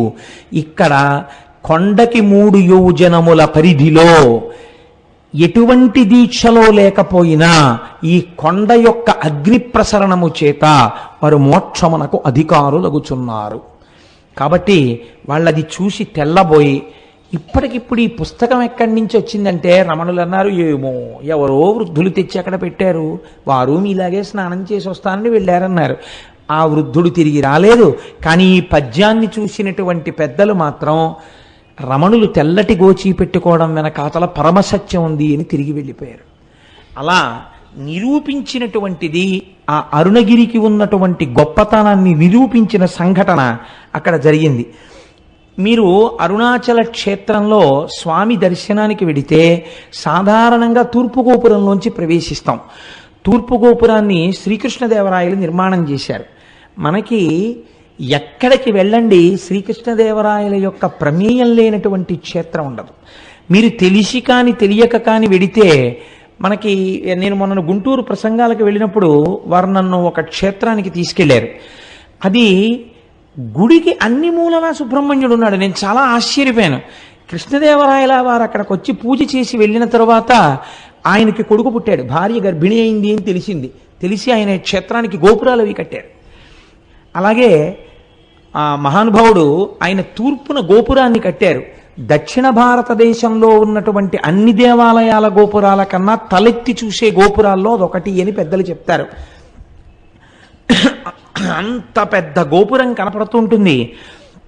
మీకు ఉత్తర దిక్కున ఒక గోపురం ఉంది. ఆ గోపురంలోకి ఒక్కసారైనా వెళ్ళి బయటికి రావాలి. ఉత్తర గోపురంలోకి అంటే సమయం లేక వెళ్ళలేకపోతే అది వేరే విషయం అనుకోండి. ఎప్పుడైనా ఉత్తర గోపురంలోకి ఎందుకు వెళ్ళి బయటికి వస్తారంటే, అమ్మణ్ణి అమ్మన్న ఒక ఆవిడ ఉండేది అరుణాచలంలో. ఆవిడ సంకల్పం చేసింది ఒక రోజున. ఉత్తర దిక్కున అంత పెద్ద గోపురం ఉండేది కాదు అప్పటికి. ఆవిడ ఏమనుకుందంటే, ఈశ్వర, నేను ఐశ్వర్యవంతురాలను కాను, నేను ప్రతి ఇంటికి వెళ్ళి చందా అడుగుతాను, వచ్చినటువంటి డబ్బులతో గోపురం కడతానని ఆవిడ ప్రతి ఇంటి ముందుకి వెళ్ళి నిలబడితే ఇంట్లో ఎక్కడో బీరువా తాళం వేసి లోపల ఉన్న చెస్ట్లో ఎంత డబ్బు ఎన్ని డినామినేషన్స్లో ఉన్నాయో ఆవిడకి కనపడేది. ఆవిడ ఇంటి ముందు నిలబడి, ఉత్తర గోపురం కడదామనుకుంటున్నాను, మీ ఇంట్లో 12,346 రూపాయల 62 పైసలు ఉందిగా బీరువాలో, ఇన్ని 100 కాగితాలు ఉన్నాయిగా, ఇన్ని 50 కాగితాలు ఉన్నాయిగా, గుడి కట్టడానికి చందా ఇయ్యి అనేది. ఇంట్లోకి వెళ్ళి డబ్బులు ఎక్కడితే అంతా ఉండేది. ఇంట్లో ఎక్కడ దాచినా ఆవిడ చెప్పేది. అందుకని ఆవిడ వచ్చేటప్పటికే పట్టుకెళ్ళి చందా ఇచ్చేసేవాడు. అలా ఆ అమ్మణ్యమ్మన్ సంపాదించినటువంటి చందాల రూపంలో వచ్చినటువంటి సొమ్ముతో ఆవిడ పెద్ద గోపురం కట్టింది. ఆ గోపురాన్ని అమ్మణ్యమ్మన్ గోపురం అని పిలుస్తారు ఇప్పటికీ. మీకు బహుశా ఇలా ఎక్కడా ఉండదు, ఒక్క అరుణాచలంలో మాత్రం ఆ గోపురం ఉంటుంది. అది అమ్మవారి అనుగ్రహంతో అటువంటి స్థితి కలిగింది కాబట్టి తప్పకుండా ఉత్తర గోపురంలోంచి ఒకసారి బయటికి వెళ్ళి లోపలికి వస్తూ ఉంటారు. సరే, మీకు ఈ అరుణాచలం దేవాలయంలోకి ప్రవేశించగానే ఒక సుబ్రహ్మణ్యేశ్వర స్వామి వారి యొక్క దేవాలయం కనపడుతుంది. అందులో మనందరం వెళ్ళి దర్శనం చేసుకున్నాం కదండి, వెడుతూనే వెళ్ళాము. ఆ సుబ్రహ్మణ్యేశ్వర స్వామి వారి దేవాలయం ఒక చిత్రమైనటువంటి దేవాలయం. ఎందుచేత అంటే, అరుణగిరినాథుడు అని ఒక మహాభక్తుడు ఒక ఆయన ఉండేవాడు ఆ తిరువణ్ణామలైలో. ఆ అరుణగిరినాథరు ఒకానొకప్పుడు చాలా దోషభూయిష్టమైన జీవితాన్ని గడిపాడు అని ఆయన జీవిత చరిత్ర చెప్తోంది. ఎందుచేత అంటే, తల్లిదండ్రులు చనిపోతూ అక్క చెల్లెలకు అప్పచెప్పారు. కానీ ఆవిడ ఎంత కష్టపడి పెంచినా ఈయన మాత్రం దోషభూయిష్టమైనటువంటి నడువడితో ఉండేవాడు. ఆవిడ ఒకసారి నిలదీస్తే తన చరిత్ర గురించి తనకే అసహ్యం వేసి చచ్చిపోతానని ఆయన వెళ్ళి అరుణాచలంలో ఉన్నటువంటి ఒక సుబ్రహ్మణ్యేశ్వర స్వామి వారి గోపురం ఎక్కి ఆ గోపురం మించి కిందకి దూకాడు. కిందకి దూకితే సుబ్రహ్మణ్యేశ్వర స్వామి వారు తన రెండు చేతులతో పట్టుకున్నారు. సుబ్రహ్మణ్యేశ్వర స్వామి వారి యొక్క స్పర్శ కలగడం చేత ఆయన మహాకవి అయిపోయాడు. అరుణగిరినాథర్ అన్న పేరుతో సుబ్రహ్మణ్యుడి మీద ఎన్నో తమిళానికి సంబంధించినటువంటి పత్రికల్ని రచించాడు. అలా రచిస్తే ఆ దేశపు రాజు ప్రౌఢదేవరాయలు అని ఉండేవారు. ఆయన చాలా సంతోషించి తన ఆస్థానంలో ఒక జైనుడు ప్రధానంగా ఉండేవాడు కవిగా. ఆయన్ని సంబంధం అనబడే ఆయన్ని తీసేసి ఈయన్ని ఆస్థాన కవిగా తీసుకున్నాడు. ఈయన పరమభక్తుడై రోజు సుబ్రహ్మణ్యేశ్వర స్వామి వారి దర్శనం చేసి అర్చన చేస్తుండేవాడు. ఈ రాజు ఒక రోజున కోరిక కోరాడు, నాకు సుబ్రహ్మణ్య దర్శనం చేయిస్తావా అని. ఈయన అన్నారు, అరుణగిరినాథర్ సుబ్రహ్మణ్య దర్శనం చేయిస్తాను, కానీ ఆయన తేజస్సుని చూస్తే నీ కళ్ళు మాడిపోతాయి, చూడలేవు అన్నారు. మాడిపోయినా పర్వాలేదు, ఒక్కసారి నాకు ఆయన్ని చూడాలనుంది అన్నాడు. అయితే రా చూపిస్తానన్నారు. సుబ్రహ్మణ్యుడి దేవాలయంలోకి తీసుకెళ్ళి ప్రార్థన చేశారు. ఒక స్తంభంలోంచి సుబ్రహ్మణ్యేశ్వర స్వామి వారి యొక్క మూర్తి దర్శనమైంది. ఇప్పటికీ సుబ్రహ్మణ్యేశ్వర స్వామి ఉత్సవాలన్నీ అక్కడ దీపం పెట్టే ప్రారంభిస్తారు. అమ్మవారికి గాజులు తొడిగే ఉత్సవం కూడా ఆ స్తంభం దగ్గరే చేస్తారు. ఆ స్తంభంలోంచి స్వామి కనపడగానే ప్రౌఢదేవరాయలు చూశాడు, కానీ రెండు కళ్ళు మాడిపోయాయి. అప్పుడు మళ్ళీ అరుణగిరినాథర్ ప్రార్థన చేశాడు సుబ్రహ్మణ్యుణ్ణి, రాజుకి కళ్ళిమ్మని. మళ్ళీ ప్రౌఢదేవరాయల వారికి కళ్ళొచ్చాయి. రాయలవారు ఈయన పట్ల ఎంతో ప్రేమ పెంచుకుని జీవితం గడుపుతున్నాడు. ఇది నచ్చలేదు సంబంధంకి. ఈయనకి పరకాయ ప్రవేశం అలవాటు ఉండేది అరుణగిరినాథర్కి. ఈయన ప్రతిరోజు వచ్చి రహస్యంగా ఒక మూల తన శరీరాన్ని వదిలిపెట్టి ఒక చిలుకలోకి ప్రవేశించి దూరంగా వెళ్ళి పారిజాత పుష్పాలు తెచ్చి సుబ్రహ్మణ్యేశ్వర స్వామికి ఆరాధన చేసేవారు. సంబంధంకి ఈ విషయం తెలిసింది, శరీరాన్ని విడిచిపెట్టి చిలుకలోకి దూరి వెడుతుంటాడు అని. ఒక రోజున ఈయన చిలుకలోకి వెళ్ళగానే ఈయన శరీరాన్ని కాల్చేశాడు. కాల్చేస్తే ఇంకా ఆయన చిలుక రూపంలో ఉండిపోయాడు. ఇప్పటికీ కిలిగోపురం అని పిలుస్తారు. చిలక రూపంలో ఉంటారు ఆ కిలిగోపురం మీద ఉండి. ఇప్పటికీ ఆయన సుబ్రహ్మణ్యేశ్వర స్వామి వారి మీద పాటలు పాడతారు అని జగత్ప్రసిద్ధి. కాబట్టి అరుణాచలం ఒక గొప్ప సుబ్రహ్మణ్య క్షేత్రం. రమణ మహర్షి కూడా సుబ్రహ్మణ్యేశ్వర స్వామి వారి అవతారమే అని పెద్దలు భావన చేస్తారు. కాబట్టి మనం అటువంటి క్షేత్రాన్ని చూసి కుడివైపుకి వెడితే పాతాళలింగము అని ఒక లింగం ఉంటుంది. అక్కడ మెట్లు దిగి లోపలికి వెడితే, ఇప్పుడు రమణుల యొక్క సమయంలో ఆయన శిష్యురాలు కావిడ 1,00,000 రూపాయలు పెట్టి ఆ ఆలయాన్ని మళ్ళీ పునర్నిర్మాణం చేశారు. అక్కడ ఒక యోగి యొక్క సమాధి ఉన్నది. ఆ సమాధి మీదనే పాతాళలింగం ఉంటుంది. దాని వెనకాతల ఒకప్పుడు జనసంచారం ఉండేది కాదుట. అక్కడ కూర్చుని రమణ మహర్షి తపస్సు చేస్తుంటే ఆయన తొడల కింద తేళ్లు జర్రిలు చేరి కొరికేస్తే నెత్తురు కారిపోయి అట్టలు కట్టేసింది. అప్పుడే శేషాద్రి స్వామి వారు ఇందులో ఒక బ్రాహ్మణ స్వామి ఉన్నాడు, పైకి తీసుకురమ్మని తీసుకుని వస్తే వాహనశాల వెనకాతల కూర్చుని ఆయన మళ్ళీ తపస్సు చేశారు. తర్వాత ఆ క్షేత్రమునకు సంబంధించిన వృక్షం ఆలయానికి మీరు కొంచెం దక్షిణంగా వెడితే కనపడుతుంది, ఇప్ప చెట్టు. ఆ ఇప్ప చెట్టు కింద కూర్చుని కొన్నాళ్ళు తపస్సు చేశారు. కాబట్టి అటువంటి పరమపావనమైనటువంటి క్షేత్రము, అటువంటి పరమపావనమైన పాతాళ శివలింగం ఉన్నటువంటి గుడి. ఇది దాటగానే మీకు ఒక పెద్ద నంది కనపడుతుంది. అది మొదటి నంది అంటారు. ఆ నందిని చూసే మనం అందరం మొదటే పరవశించిపోయింది. ఆ మొదటి నందిని దాటి మీరు ప్రాకారంలోకి వెళ్ళినట్టయితే ఎదురుకుండా అరుణాచలేశ్వరుడు యొక్క దేవాలయం కనపడుతుంది. 3వ ప్రాకారం దాటగానే అరుణాచలేశ్వరుడు యొక్క శివలింగము చాలా పెద్ద శివలింగముగానే ఉంటుంది. చిత్రం ఏమిటంటే, రమణులకు చాలా భక్తులైనటువంటి వారు కొంతమంది అరుణాచలేశ్వర దర్శనం చేసుకోవడానికి గుళ్ళోకి వెళ్ళినప్పుడు శివలింగము యొక్క స్థానములో గొంతుకు కూర్చున్నటువంటి రమణుల యొక్క దర్శనమైంది చాలామందికి. ఆయనకి అభేదమైనటువంటి స్థితిని చేరుకున్నారు. కాబట్టి అటువంటి అరుణగిరీశ్వరుడు, అయ్యవారికి ఇటువే పక్కన అపీతకుచాంబ అన్న పేరుతో పార్వతీదేవి ఉంటుంది. సుబ్రహ్మణ్యేశ్వర స్వామి వారికి పాలివ్వడం కూడా మానేసి ఒకానొకనాడు కైలాస పర్వతం మీద కూర్చున్నటువంటి పరమశివుడి యొక్క కన్నులు వెనక నుంచొచ్చి పరిహాసానికి మూసిన కారణం చేత లోకమంతా చీకటి అలుముకుంటే, ఎదరా రాక్షస సంహారం అవన్నీ వస్తాయి, అప్పుడు దాని వివరాలు పూర్తిగా విందురుగాని, లోకమంతా చీకటి అలుముకుంటే తద్దోష పరిహారార్థమని అమ్మవారు తపస్సు చేసి పచ్చయ్యమ్మన్న పేరుతో ఆ అరుణగిరి యందు వెలసి ఈశాన్యలింగానికి వెళ్ళేటప్పుడు బస్ స్టాండ్కి వచ్చే రెండో వైపు రోడ్లోకి వస్తున్నప్పుడు పచ్చయ్యమ్మన్ గుడి కనబడుతుంది. అక్కడ ఆ అమ్మవారు లక్ష్మీదేవితో సరస్వతీదేవితో ఇంద్రాణితో ఇతరులతో కలిసి ప్రదక్షిణం చేస్తున్నప్పుడు పశ్చిమ దిక్కుకి వచ్చేసరికి పరమశివుడు తన వామార్ధ భాగములోనికి అమ్మవారిని సుబ్రహ్మణ్యుడికి పాలివ్వడం కూడా మాని నా కోసమని వచ్చిన దానివి కాబట్టి నిన్ను అపితకుచాంబ అని పిలుస్తున్నాను అని ఆ పేరుతో అమ్మవారిని తన శరీరార్థ భాగమునందు స్వీకరించాడు. కాబట్టి అమ్మవారు ఆ పేరుతో అర్చన చేయబడుతుంటుంది. అక్కడ చిత్రం ఏమిటో తెలుసా అండి? కావ్యకంఠ గణపతి ముని ఉమాసహస్రం చెయ్యాలనుకున్నారు. ఉమాసహస్ర రచనకి ముందు ఆయన మొట్టమొదట అరుణాచల ప్రవేశం జరగగానే ఆయనతో వచ్చినటువంటి తమ్ముడు ఒకడున్నాడు. వాడు అన్నయ్యని పట్టుకుని పీక్కు తినేశాడు. ఒరే అన్నయ్య ఆకలేసేస్తోంది, అన్నయ్య ఆకలేసేస్తోంది అని ఆ రోజు ఏకాదశి తిథి. ఆయన అమ్మవారి గుడికి వెళ్ళారు. కావ్యకంఠ గణపతి ముని అపీతకుచాంబ అమ్మవారి మూర్తి ముందు నిలబడగానే అమ్మవారికి అలంకారం చేయబడినటువంటి పూలన్నీ జల జల జల జల కిందకి రాలిపోయాయి. అమ్మవారి అనుగ్రహం ఏదో నాకు కలిగింది, ఇక్కడే నేను ఏదో మహత్తరమైనటువంటి విషయం నా చేత అమ్మ చేయించబోతోంది అని గణపతి ముని అనుకున్నారు. అప్పటికి వారికి తెలియదు ఏం చెయ్యబోతున్నారు.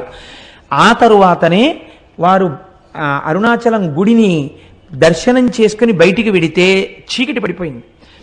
అప్పుడు గణపతి నవరాత్రులు జరుగుతున్నాయి. ఏకాదశి తిథి.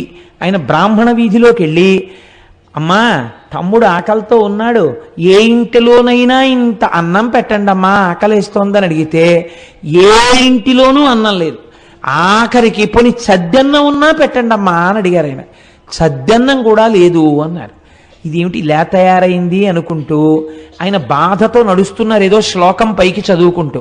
అరుగు మీద పడుకున్నటువంటి ఒక వృద్ధ బ్రాహ్మణుడు లేచి, ఆగు, మా ఆవిడికి ఒక విచిత్రమైన అలవాటు ఉంది. అందరూ ఏకాదశి నాడు ఉపవాసం చేసి ద్వాదశి నాడు పారణ చేస్తే మా ఆవిడ ఏకాదశి నాడు రాత్రి బ్రాహ్మణులకు భోజనం పెట్టుకుని తింటుంది. కాబట్టి బ్రాహ్మణులు దొరక్క చూస్తున్నాను, రా మా ఆవిడ నీకు భోజనం పెడుతుందని లోపలికి తీసుకెళ్లారు. తీసుకెడితే వారు తడిబట్ట కట్టుకుని బట్ట పిండుకుని తడిబట్ట కట్టుకుని మడిబట్ట కోసం లోపలికి వచ్చేటప్పటికి ముగ్గులు వేసి తులసి చెట్టు దగ్గర దీపాలు వెలిగించి ఒక తల్లి మెరిసిపోతూ విజయవాడ కనకదుర్గమ్మలా ఇంత బొట్టు పెట్టుకుని ఎర్రటి చేతులతో షడ్రశోపేతమైన భోజనం పెడితే ఏకాదశని కూడా చూడకుండా ఆ తల్లి యొక్క ఆ వ్రతానికి నేను ఉపయోగపడ్డాను అంతే చాలని మహానుభావుడు కావ్యకంఠ గణపతి ముని తమ్ముడు కడుపు నిండా తిన్న తర్వాత ఆవిడ ఇద్దరికీ తాంబూలం ఇచ్చి, ఇంత రాత్రి ఎక్కడికి పోతారో అరుగు మీద పడుకోండి అంది. ఇద్దరు అరుగు మీద పడుకొని నిద్రపోతే సుష్టుగా భోజనం చేశారేమో గాఢ నిద్ర పట్టింది. మరునాడు తెల్లవారిపోతుండగా తెలివచ్చింది. ఇద్దరూ నిద్ర లేచి ఇద్దరికీ ఒక్కసారి జ్ఞాపకం వచ్చింది, రాత్రి మహాతల్లి అన్నం పెట్టిందని. ఒక్కసారి ఆ అమ్మకి నమస్కారం చేసుకుని వెడదామని చూశారు. వాళ్ళిద్దరూ పడుకున్నది ఒక వినాయకుడి గుడి అరుగు మీద ఉన్నారు. ఇదేమిటి వినాయకుడి గుడి అరుగు మీద ఉన్నామేమిటి? మనం రాత్రి అన్నం తిన్నాం కదా, మనకి పెట్టినట్టు గుర్తు తాంబూలాలు కూడా పక్కన ఉన్నాయి కదా, వినాయకుడి గుడి మీద ఉన్న గుడి అరుగుల మీద ఉన్నామేమిటని ఇద్దరు తెల్లబోయారు. అమ్మవారు అనుగ్రహించింది. చిత్రం ఏమిటో తెలుసా అండి? అరుణాచలేశ్వరుడు కావ్యకంఠ గణపతి ముని కన్నీటితో కవిత్వం రాయించాలనుకున్నాడు. మామూలుగా కూర్చుని కవనం అంటే రాసేస్తాడు. అసలు కావ్యకంఠ గణపతి ముని యందు విపరీతమైన ఆర్తి పుట్టించి కని విని ఎరుగని కవిత్వాన్ని సృష్టించాలనుకున్నాడు. తినడానికి తిండి దొరకలేదు ఇంత గొప్ప బ్రాహ్మణుడికి. కావ్యకంఠ గణపతి ముని అంటే ఎటువంటి వారో తెలుసా అండి? ఆయన ఒక వేద పాఠశాలలో పనిచేస్తుంటే 10 రోజులలో తమిళం నేర్చుకుని తమిళం మాట్లాడితే మీకు ఉద్యోగం ఇస్తామన్నారు. ఆయన అన్నారు 15 రోజులు టైం ఇచ్చారు. 15 రోజులు అక్కర్లేదు, 10 రోజులలో తమిళంలో మాట్లాడతాను, తమిళంలో రాస్తాను, తమిళంలో చెప్తాను అన్నారు.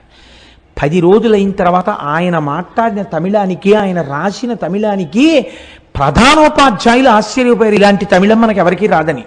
అంతటి మహాపండితుడు ఆయన. ఒకసారి చెన్నైలో కూర్చుని సంస్కృతంలో ప్రసంగాలు చేస్తుంటే కాలేజీ స్టూడెంట్స్ వచ్చి పరిహాసం చేశారు.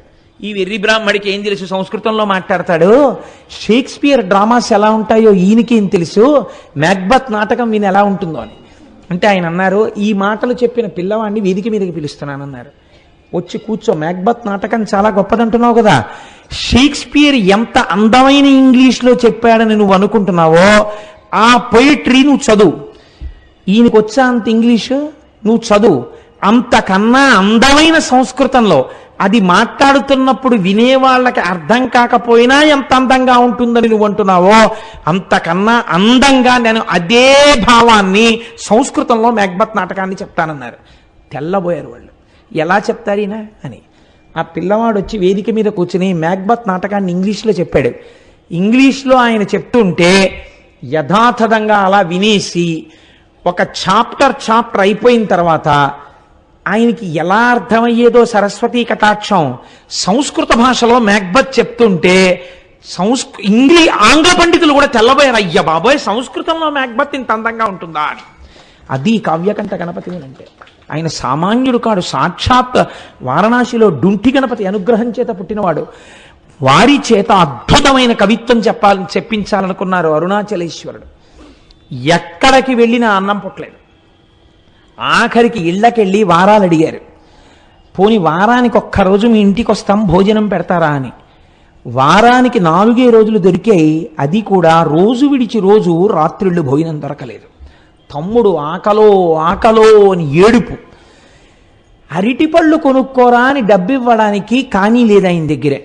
ఇంత బాధలో ఉంటూ ఆకలి కడుపు మండిపోతుంటే ఈ బాధతో నేను ఎవరినడగనయ్యా, అన్నం లోకానికి అన్నం పెట్టే అన్నపూర్ణ భర్త ఎందుకు ఇలా బాధ పెడుతున్నావు, నా కడుపుకి అన్నం పెట్టవా అని రోజు ఓ శ్లోకం రాసేవారు ఆయన. రాసి అరుణాచలేశ్వరుడి దేవాలయం ముందు నించుని గట్టిగా శ్లోకం చెప్పేవారు. ఆ శ్లోకం ఎంత గొప్పగా ఉంటుందో వినడానికి తిరువన్నామలైలో ఉన్న సంస్కృత పండితులందరూ వచ్చి కూర్చుని వినేవారు.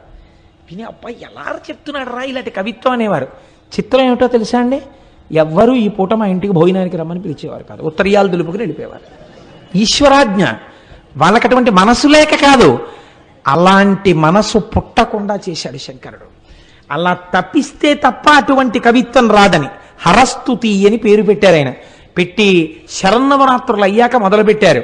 కార్తీక మాసంలో కృత్తికా దీపోత్సవానికి ఒక వారం రోజుల ముందు దాన్ని ఆపారు. చిట్ట చివరి రోజున ఆయన అన్నారు, ఈశ్వర రేపటి రోజున ఇన్నాళ్లుగా నేను చెప్పిన కవిత్వపు ఆఖరి శ్లోకంతో నీకు చెప్తాను. అన్నం పుట్టిందా? పుట్టింది. పుట్టకపోతే నన్ను ఇలా ఉంచాలని నువ్వు అనుకుంటున్నానని కళ్ళంబట నీళ్లు వరదలై కారుతుండగా ఏడుస్తూ ఆ శ్లోకాలు చెప్పారు. అవి వినడానికి భగవాన్ రమణులు కూడా ఆ రోజు దేవాలయానికి వచ్చి కూర్చుని విన్నారు. తెలుసా అండి, ఎప్పుడు ఎక్కడా నిలబడనటువంటి వారు తాను బ్రహ్మజ్ఞానినని తెలిసిపోతుందని ఒక పిచ్చివాళ్ళ తిరిగే శేషాద్రి స్వామి గుళ్ళోకి వచ్చి కూర్చుని అరుగెక్కి కూర్చుని విన్నారు ఆ రోజున ఆ కవిత్వాన్ని. ఇటువంటి బ్రహ్మజ్ఞానులు శ్రోతలై ఉండగా కన్నులంబట నీరు కారిపోతూ ఆ హరవిలాసాన్ని ఆయన శ్లోకాలన్నింటినీ చెప్పారు. చెప్పి ఏడిస్తే ఆఖరి శ్లోకం అయిపోగానే ఊళ్ళో ఉన్న పెద్దలందరూ వచ్చి ఆయన కాళ్ళ మీద పడిపోయారు. పడిపోయి, మహానుభావ మీరు మా ఊరు విడిచిపెట్టి వెళ్ళడానికి వీల్లేదు, మా ఊళ్ళో ఉన్న సంస్కృత పాఠశాలలో మీకు అధ్యాపక వృత్తిని ఇస్తున్నాం, మీరు హాయిగా ఇక్కడుండి గొప్ప జీతం ఇస్తాం, మీరు వంట చేసుకోకండి, మా ఇంటికి రండి అంటే మా ఇంటికి రండి అని వీళ్ళకి పిలిచి భోజనాలు పెట్టేవారు. ఇటువంటి కవిత్వం మళ్ళీ రాదు, ఇటువంటి మహాపురుషుడు పుట్టడనేమో. ఈశ్వరుడు అక్కడ అరుణాచలేశ్వరుడు ఆయన చేత ఇది రచింపచేశాడు. 2 అదే కావ్యకంఠ గణపతి ముని మామిడి గుహ అని ఒక గుహ ఉంది. ఆ గుహలో కూర్చుని ఉమాసహస్రం రాస్తున్నారు. ఉమాసహస్రం రాస్తున్నప్పుడు ఆయన ప్రతిజ్ఞ చేశారు, ఇన్ని రోజులలో నేను ఇది పూర్తి చేసేస్తాను అని. ఇంకొక 2-3 రోజుల్లో పూర్తి చెయ్యాలి, 1000 శ్లోకాలు పూర్తి చెయ్యాలి. ఈలోగా వేలు మీద గోరు చుట్టు పుట్టింది. ఎంత బాధ, ఎంత నొప్పి అంటే పెన్ను కూడా ఇలా పట్టుకోలేని స్థితి వచ్చింది. ఆ రోజు రాత్రి పడుకున్నారు. నాకు జ్ఞాపకం ఉన్నంత వరకు నేను ఎప్పుడో చదివాను నాయన పుస్తకాన్ని, ఆ పుణ్యకోటి అనుకుంటాను ఆ వైద్యుడి పేరు.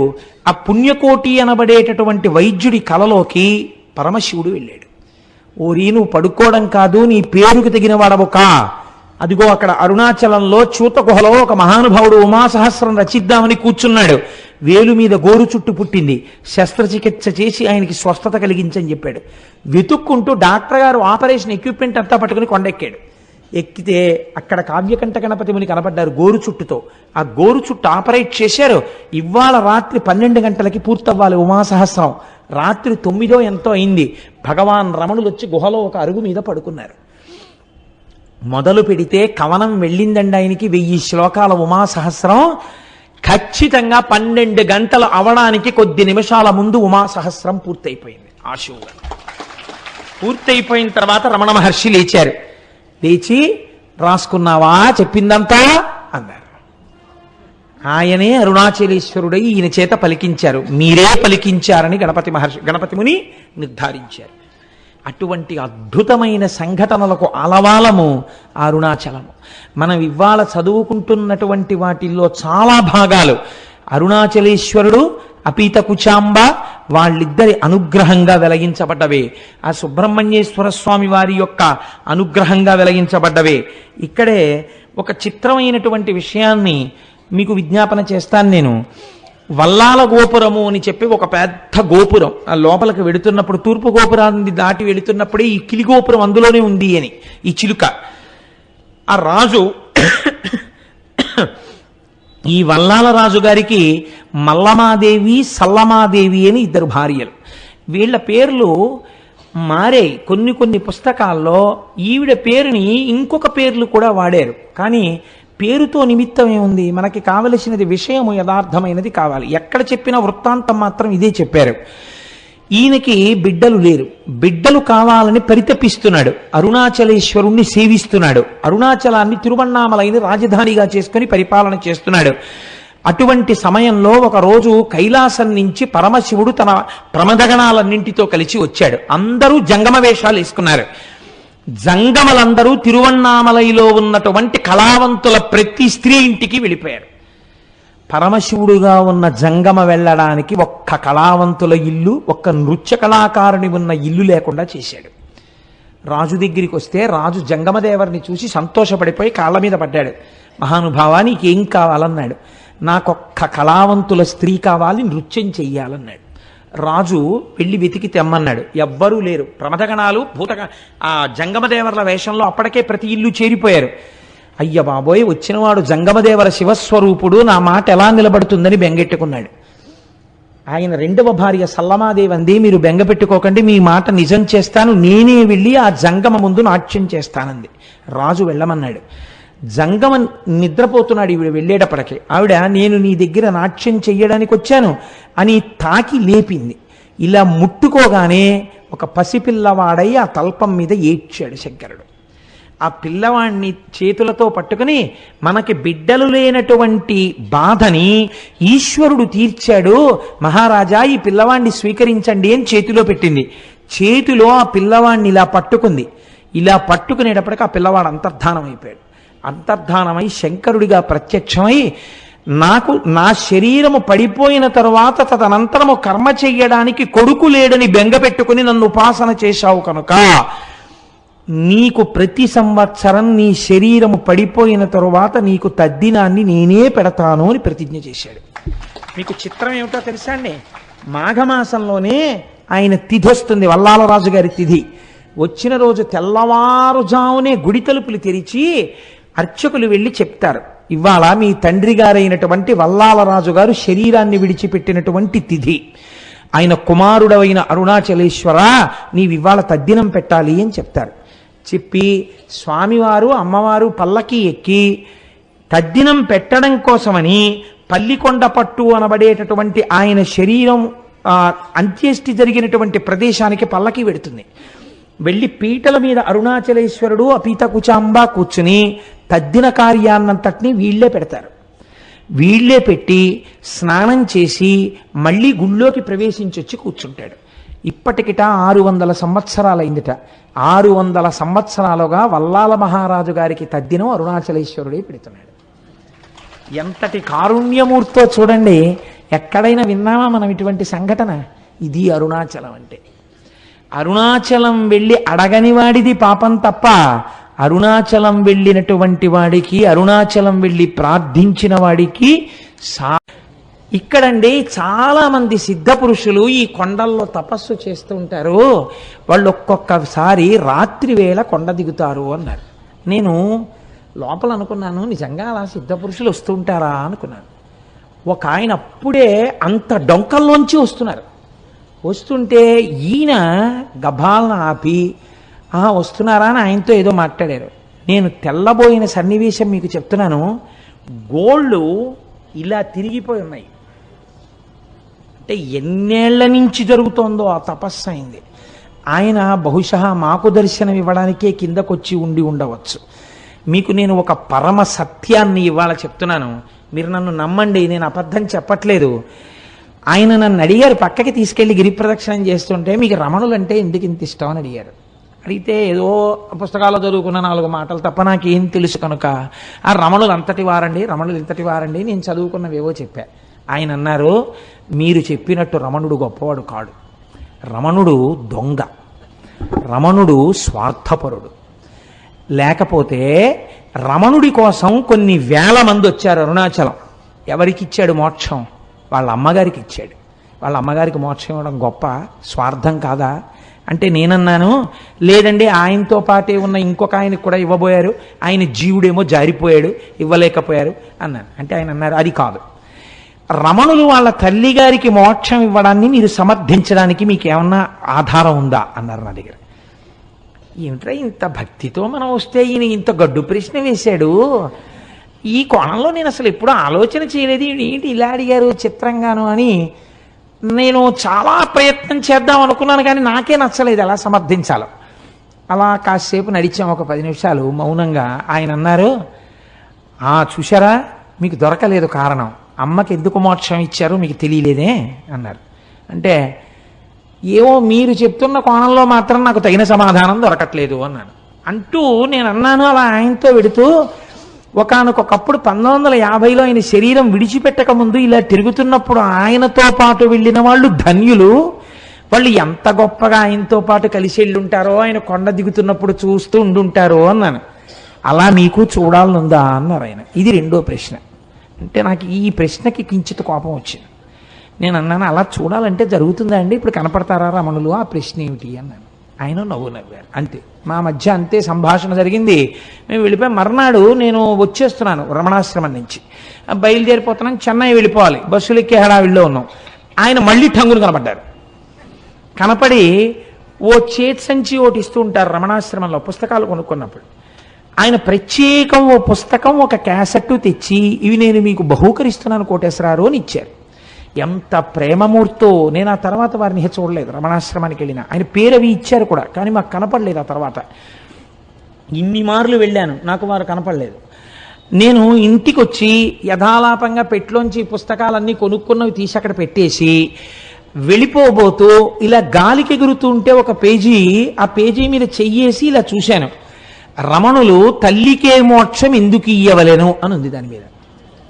నేను తెల్లబోయి ఇదే కదా మన నేను అడిగారు అని చెప్పి నేను అది చదివాను. చదివితే రమణుల యొక్క తల్లి వృద్ధాప్యంలో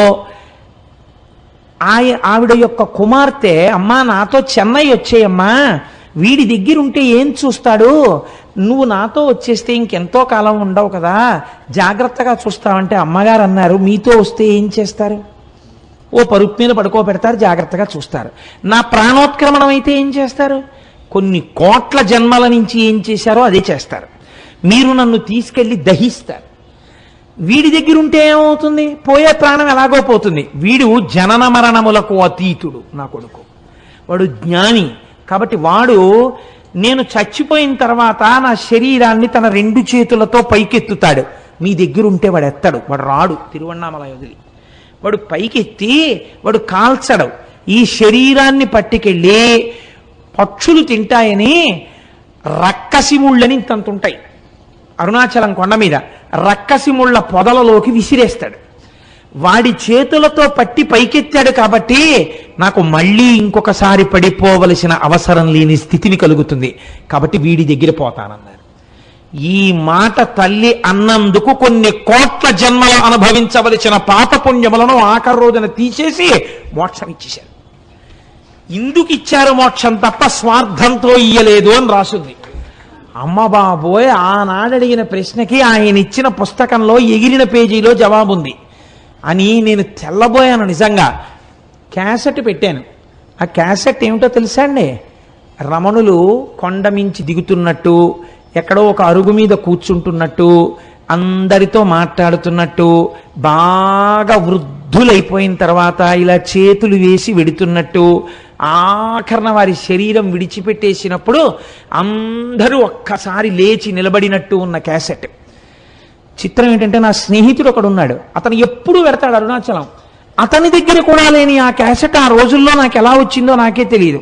నేను ఆ రోజుల్లో ఆ క్యాసెట్ని, అది నా దగ్గర లేదు అని అతను నాకు చెప్తే నేను తెల్లబోయి, ఇది నాకు బహుశः భగవానులే అనుగ్రహించుంటారు, ఇది స్వార్థంతో నేను ఒక్కడిని అనుభవించకూడదని మా ఇంట్లో కలర్ టీవీ పెట్టి రమణుల జన్మదినోత్సవం నాడు ఎందరినో పిలిచి బ్యాచ్లుగా చూపిస్తే ఒక మహాతల్లి నాకు సలహా ఇచ్చారు, ఇలా మీ ఇంట్లో ఎన్ని బ్యాచ్లకి పెడతారండి, చిన్న అపార్ట్మెంట్లో శివాలయానికి తీసుకొచ్చి క్యాసెట్ వేయండి అన్నారు. అంటే టీవీ అప్పట్లో ఇవే డివిడీలు లేవు, వీసీఆర్లే.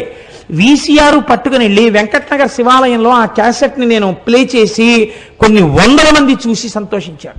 బహుశా మీరు చూశారేమోనమ్మా. అన్నీ అరుణాచల అనుబంధంలో రమణులే అనుగ్రహించారు కనుక ఆ అరుణాచలం అంత గొప్ప అరుణాచలం. కాబట్టి చూడండి, నేను మీకు ఎందుకు విజ్ఞాపన చేశాను అంటే, ఆ కొండ సామాన్యమైన కొండ కాదు. శివుడు అక్కడ స్థూల రూపంలో ఉన్నాడు, కొండగా ఉన్నాడు. అరుణాచలేశ్వరుడి దేవాలయమునందు శివలింగముగా ఉన్నాడు. అదే అరుణాచలం కొండ మీద దక్షిణామూర్తిగా ఇప్పటికీ ఉన్నాడు అని అంటారు.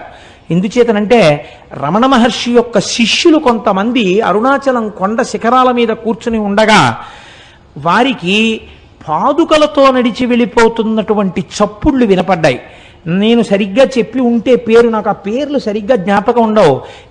చాడ్విక్ అనుకుంటాను, రమణుల శిష్యుల్లో ఒక ఆవిడ. ఆ చాడ్విక్ అన్నావిడ ఒకసారి అరుణాచల శిఖరం మీద కూర్చుని ఒక ప్రదోష వేళలో ఆవిడేదో సంగీతంలో ఉండేటటువంటి రాగముల గురించి ఆలోచన చేస్తూ పాడుకుంటున్నారు.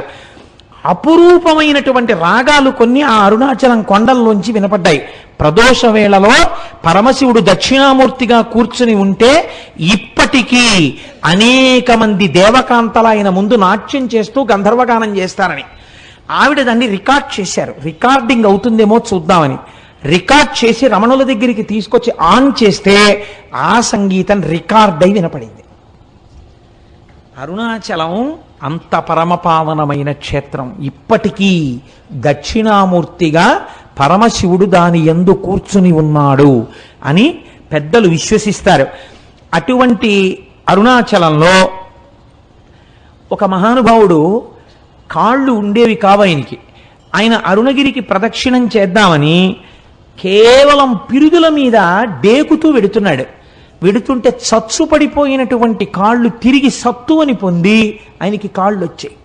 అరుణాచల ప్రదక్షిణం, అరుణగిరి ప్రదక్షిణం అంత గొప్పది.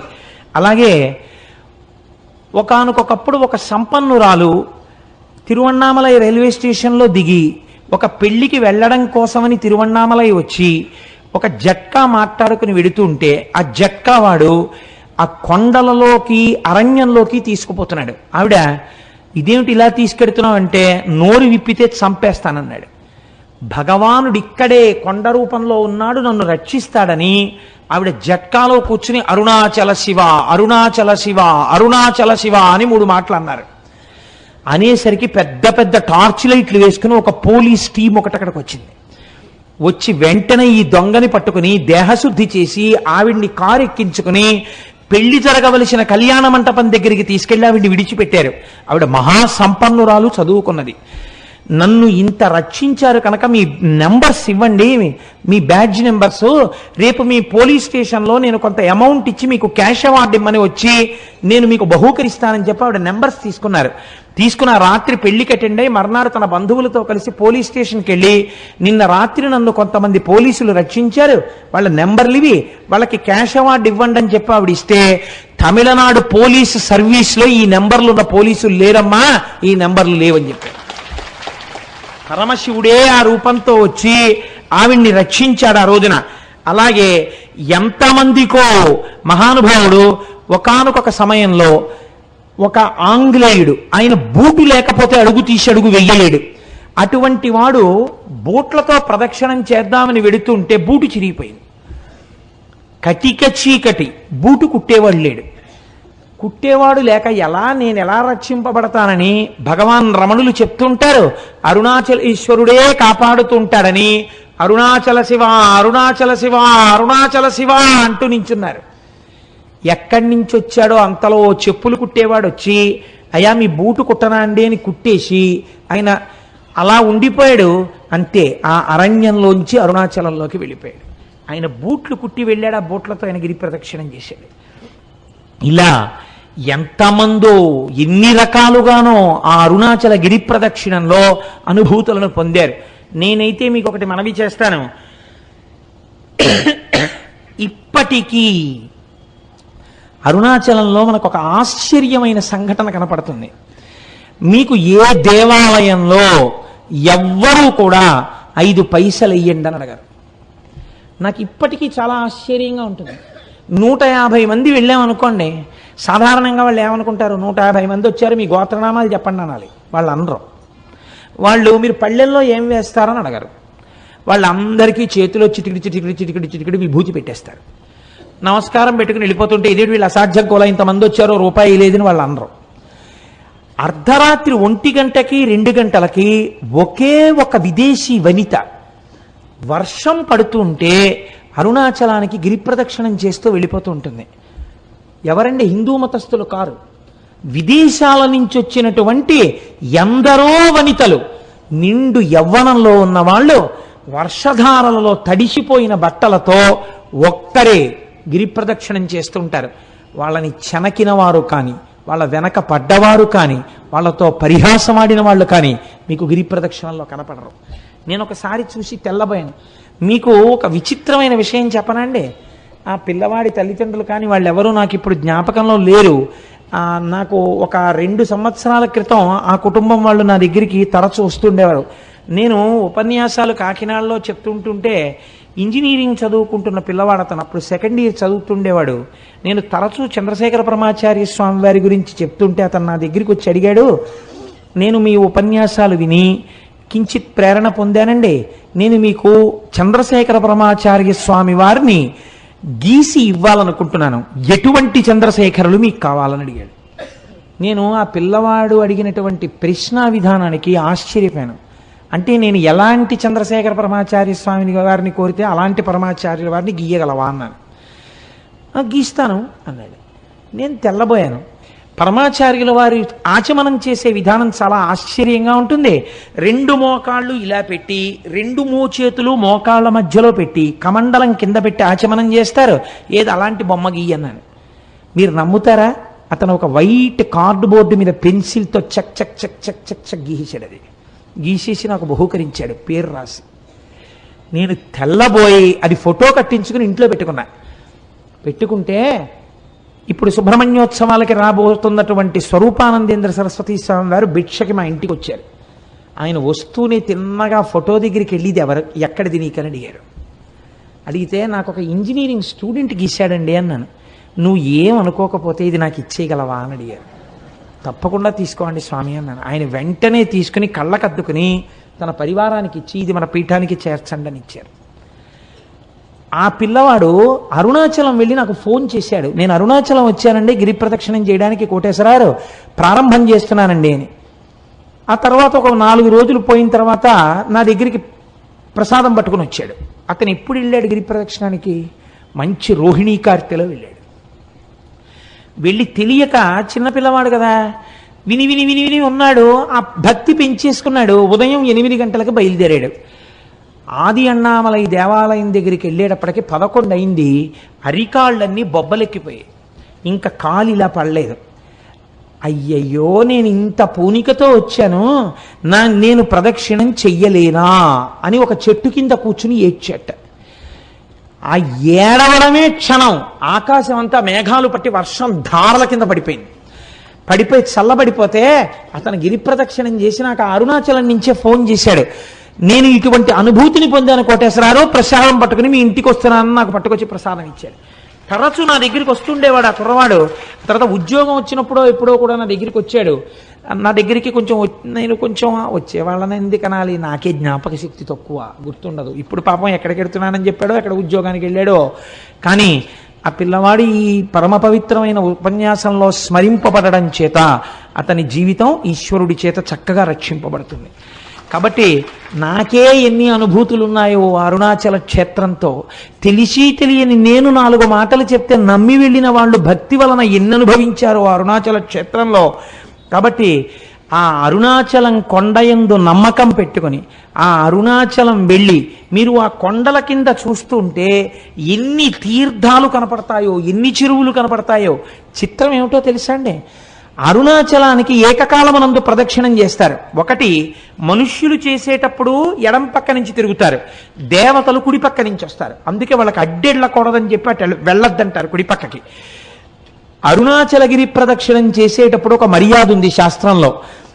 మనంతట మనం తగిలించుకోవడం కాదు, నిజంగా బాగా భక్తులని రుజువేమి అంటే, ఎవరైనా గిరి ప్రదక్షిణం చేసేటటువంటి సమయంలో ఒకవేళ వాళ్ళ యొక్క కాలు కానీ వేలు కానీ తెగి నెత్తురు ధారలై కారితే వేరొకరికి ఆ రక్తధారని ఆపే అధికారము లేదు. సాక్షాత్తు శ్రీ మహాలక్ష్మి వచ్చి తన పట్టు చీర కొంగు చింపి కట్టుకడుతుంది అని ప్రమాణం. ఇది ఎంత నిజమో మీకు చెప్పనండి. నేను ముత్యాల సత్యనారాయణ ఇక్కడే ఉన్నాడు, మాతో హరిప్రసాద్ గారని డిప్యూటీ మేనేజర్ క్వాలిటీ కంట్రోల్ చేశారు మాకు. ఇవాళ పొద్దున్న కూడా వారు నాకు ఫంక్షన్లో కనబడ్డారు. ఆయన మొదటిసారి అరుణాచలం వచ్చారు భార్యతో, గిరి ప్రదక్షిణం చేస్తున్నారు. ఇలా గుళ్ళోకి వెళ్ళి బయటికి వస్తున్నారు ప్రదక్షిణం చేస్తూ. అసలు అంత దెబ్బ తగిలే అవకాశం లేదండి. ఆవిడ కాలు వేలు తెగిపోయి నెత్తురు కారింది, పెద్ద మడుగు కట్టింది, అంత రక్తం కారిపోయింది. అడిగిపోయాడు మా సత్యనారాయణ. ఇప్పటికీ నాతో మొన్న కూడా అన్నారు హరిప్రసాద్ గారు, నేను ఆశ్చర్యపోయేది కోటేశ్వరరావు, నేను ఎంత ప్రయత్నించాగని రక్తధార ఎక్కడి నుంచి వచ్చిందోనయ్యా. ఓ పెద్ద ఆవిడ కొండలోంచి పరుగున వచ్చింది, వచ్చి ఉండవయా అని గబక్క లోపలికెళ్ళి 4 ఆకులు తీసుకొచ్చి పిండిందిలాగా, పిండగానే రక్తం కట్టేసింది. ఆవిడ కొంగు చింపి కట్టు కట్టిందయా. ఎంత ఆశ్చర్యం. డాక్టర్ దగ్గరికి తీసుకెళ్తే కలేరు తగ్గిపోతుందని కుట్లేసాడు, తగ్గిపోయింది. ఎంత చిత్రం అన్నారు. అయ్యా మీరు ఎంత భాగ్యవంతులండి, మీ ఆవిడ ఎంత పుణ్యం చేసుకున్నదో, ఎంత మంచి హృదయమో. కాకపోతే ఆవిడికి లక్ష్మీదేవే కట్టు కట్టిందండి. మీరు నమ్మండి, స్కాంద పురాణం అలా చెప్పిందని చెప్పాను నేను. ఏం సత్యనారాయణ నిజమా కదా, లేచి నిలబడి చెప్పు, లేకపోతే నేను అబద్ధం చెప్పాను అనుకుంటారు. నిజమా కాదా, కూర్చో అంటే ఏమిటి నువ్వు వెళ్ళిన ఈ పాటికే నీకు ఇన్ని అనుభవాలు ఉన్నాయని మీరు అనుకుంటారేమో అన్న భయం. ఇవన్నీ నేనేదో చెప్పేస్తున్నాడు, ఏదో చెప్పమన్నాం కదా అని వీడు చాలా చెప్పేస్తున్నాడు రో, ఇంకా నమ్మచ్చా నమ్మకూడదా అనుకుంటారేమో నా భయం. అందుకని సాక్ష్యాలు ప్రవేశపెట్టాను. కాబట్టి అరుణాచలం అరుణాచలమే, దాని పేరే అరుణాచలము. అచలము అంటే కదలని వాడు, కదలనిది అంటే జ్ఞానము. ఎప్పుడు తనలో తాను రవించేటటువంటి పరమేశ్వరుడు అచలుడై ఉంటాడు. అరుణము, అరుణము అంటే ఎర్రనిది, కారుణ్యమూర్తి, అపారమైన దయ కలిగినది అమ్మ. అమ్మ అయ్య కలిసినదే అరుణాచలము కొండ. కాదు కాదు, అరుణాచలంలో ఉన్నటువంటి శిలలను తీసుకెళ్లి అమెరికా సంయుక్త రాష్ట్రాల్లో ఉన్న శాస్త్రవేత్తలు అక్కడ ఉండే ప్రయోగశాలలో పరిశీలన చేశారు. చేస్తే వాళ్ళు అన్నారు, ఈ అరుణాచలం కొండ హిమాలయ పర్వతాల కన్నా ముందుది. ఇది ఎప్పుడు ఏర్పడిందో మేము చెప్పలేం, ఎందుకంటే అగ్నిహోత్రములో తప్తమై ఘనీభవించిన మొదటి రాళ్లే అరుణాచలం కొండ అని వాళ్ళు నిర్ధారణ చేశారు. మేము చెప్పలేం దీని కాలం అని. మన పురాణం ఏమని చెప్పిందో తెలుసండి, స్కాందం. ఈ అరుణాచలం కొండ కృతయుగంలో ఇది మట్టిగా లేదు, ఒక పెద్ద జ్యోతి ఇక్కడ ప్రకాశిస్తూ ఉండేది. ఆ జ్యోతికే ప్రదక్షిణం చేసేవారు ఆ రోజుల్లో. ఉపాసనా బలం అలా ఉండేది. కాబట్టి రాను రాను రాను రాను ఉపాసనా బలం తగ్గిపోయి శరీరములు ఆ శక్తిని తట్టుకోలేని స్థితి వస్తే ఒక్కొక్క యుగంలో ఆ కొండ ఒక్కొక్క రూపుని మార్చింది. ఆ కొండ త్రేతాయుగంలో బంగారు పర్వతమైనది. బంగారు పర్వతానికి ప్రదక్షిణం చేసేవారు. ద్వాపర యుగం వచ్చేసరికి ఆ కొండ రాగి పర్వతమైనది. కలియుగం వచ్చేసరికి అది శిలారూపమును దాల్చినది. కానీ ఇప్పటికీ అది యథార్థమునకు అగ్నియే. ఆ అగ్నియే పంచభూతములలో అగ్నిలింగము, లింగము. అందుకే ఒకసారి అరుణాచలంలోకి ప్రవేశిస్తే చాలు, వాళ్ళ ఖాతాలో జీవనయాత్ర యందు అరుణాచల ప్రవేశమునకు పూర్వము, అరుణాచల ప్రవేశమునకు తదుపరి అని రెండుగా విడదీసి శాస్త్రం మర్యాద చూపిస్తుందని మన వాళ్ళు ఆ అరుణాచల గిరి ప్రదక్షిణం గురించి అంత గొప్పగా మాట్లాడతారు. అటువంటి రమణాశ్రమానికి మీరు వెడితే నేను ఒక్క మాట చెప్పకపోతే నేను పొరపాటు చేసిన వాడిని అవుతాను. ఇవాల్టి రోజున మన మత వైభవం ఏమిటో మనకి తెలియదు, మన సనాతన ధర్మము యొక్క గొప్పతనం ఏమిటో మనకి తెలియదు. మన సనాతన ధర్మము గురించి మనం వెలితి మాటలు మాట్లాడతాం, ఏకి మాటలు మాట్లాడతాం. మీరు ఇవాళ రమణాశ్రమానికి వెళ్ళి చూడండి, శేషాద్రి స్వామి కాటేజెస్ దగ్గరికి వెళ్ళి చూడండి. మొన్న వచ్చిన వాళ్ళు చూశారు, ఎంత మంది విదేశీయులో కోట్లు వేసుకుని టైలు కట్టుకుని అరుణాచలం వచ్చిన వాళ్ళు ఆ ప్రాంతాన్ని చూసి పొంగిపోయి ఖద్దరు బట్టలు వేసుకుని, ఖద్దరు పంచెలు కట్టుకుని, ఖద్దరు చొక్కాలు వేసుకుని వాళ్ళు అరుణాచలంలో భోజనాలు అయిపోయిన తర్వాత రమణాశ్రమంలో విస్తళ్ళు కూడా ఎత్తుతూ ఉంటారు. వాళ్ళు ఇంతంత విభూతి రేఖలు ఎట్టుకుని, ఇంతంత బొట్లు పెట్టుకుని, విదేశీ వనితలు చీరలు కట్టుకుని ఉంటారు. కట్టుకుని వాళ్ళు అక్కడ కూర్చుని సంస్కృతంలో ఉన్నటువంటి శ్లోకాలని ఇంగ్లీష్లో రాసుకుని, అందరి దగ్గర తెలుసుకుని, ఉచ్చారణ నేర్చుకుని చక్కగా వాళ్ళు నిజంగా శ్లోకాలు చదువుతుంటే అసలు ఏమి సాధనరా అనిపిస్తుంది.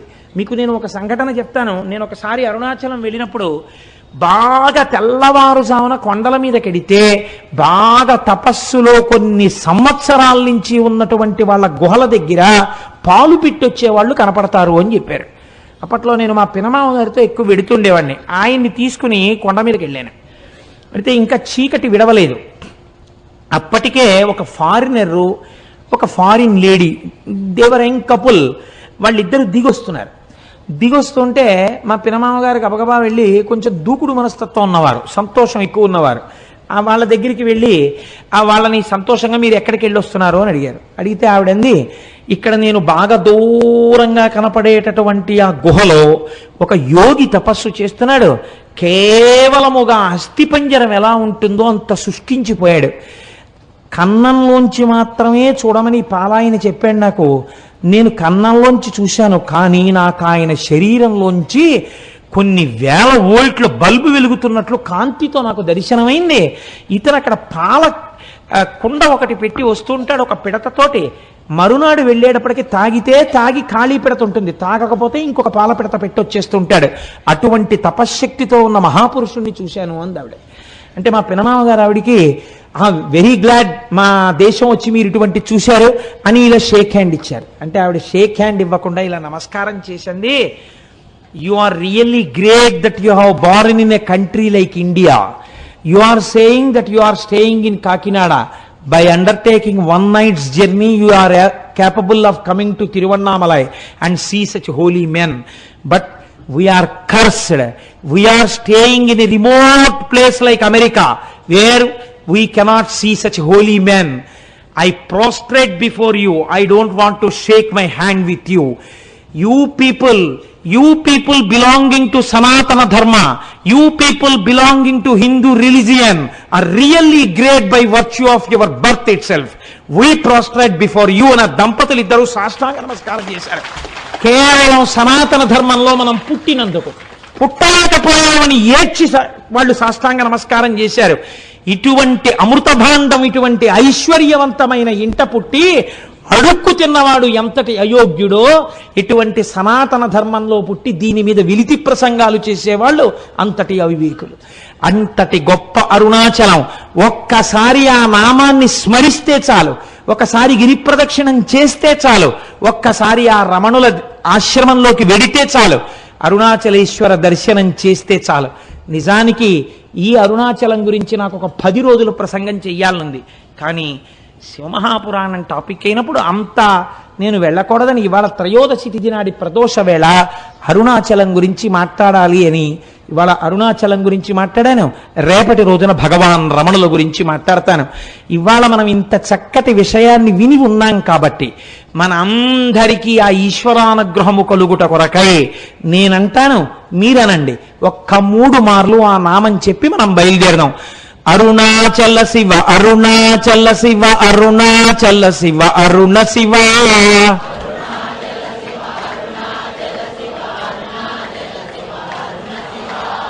అరుణాచల శివ అరుణాచల శివ అరుణాచల శివ అరుణ శివ అరుణాచల శివ అరుణాచల శివ అరుణాచల శివ అరుణ శివ అరుణాచల శివ అరుణాచల శివ అరుణాచల శివ అరుణ శివ అరుణాచల శివ అరుణాచల శివ అరుణాచల శివ అరుణ శివ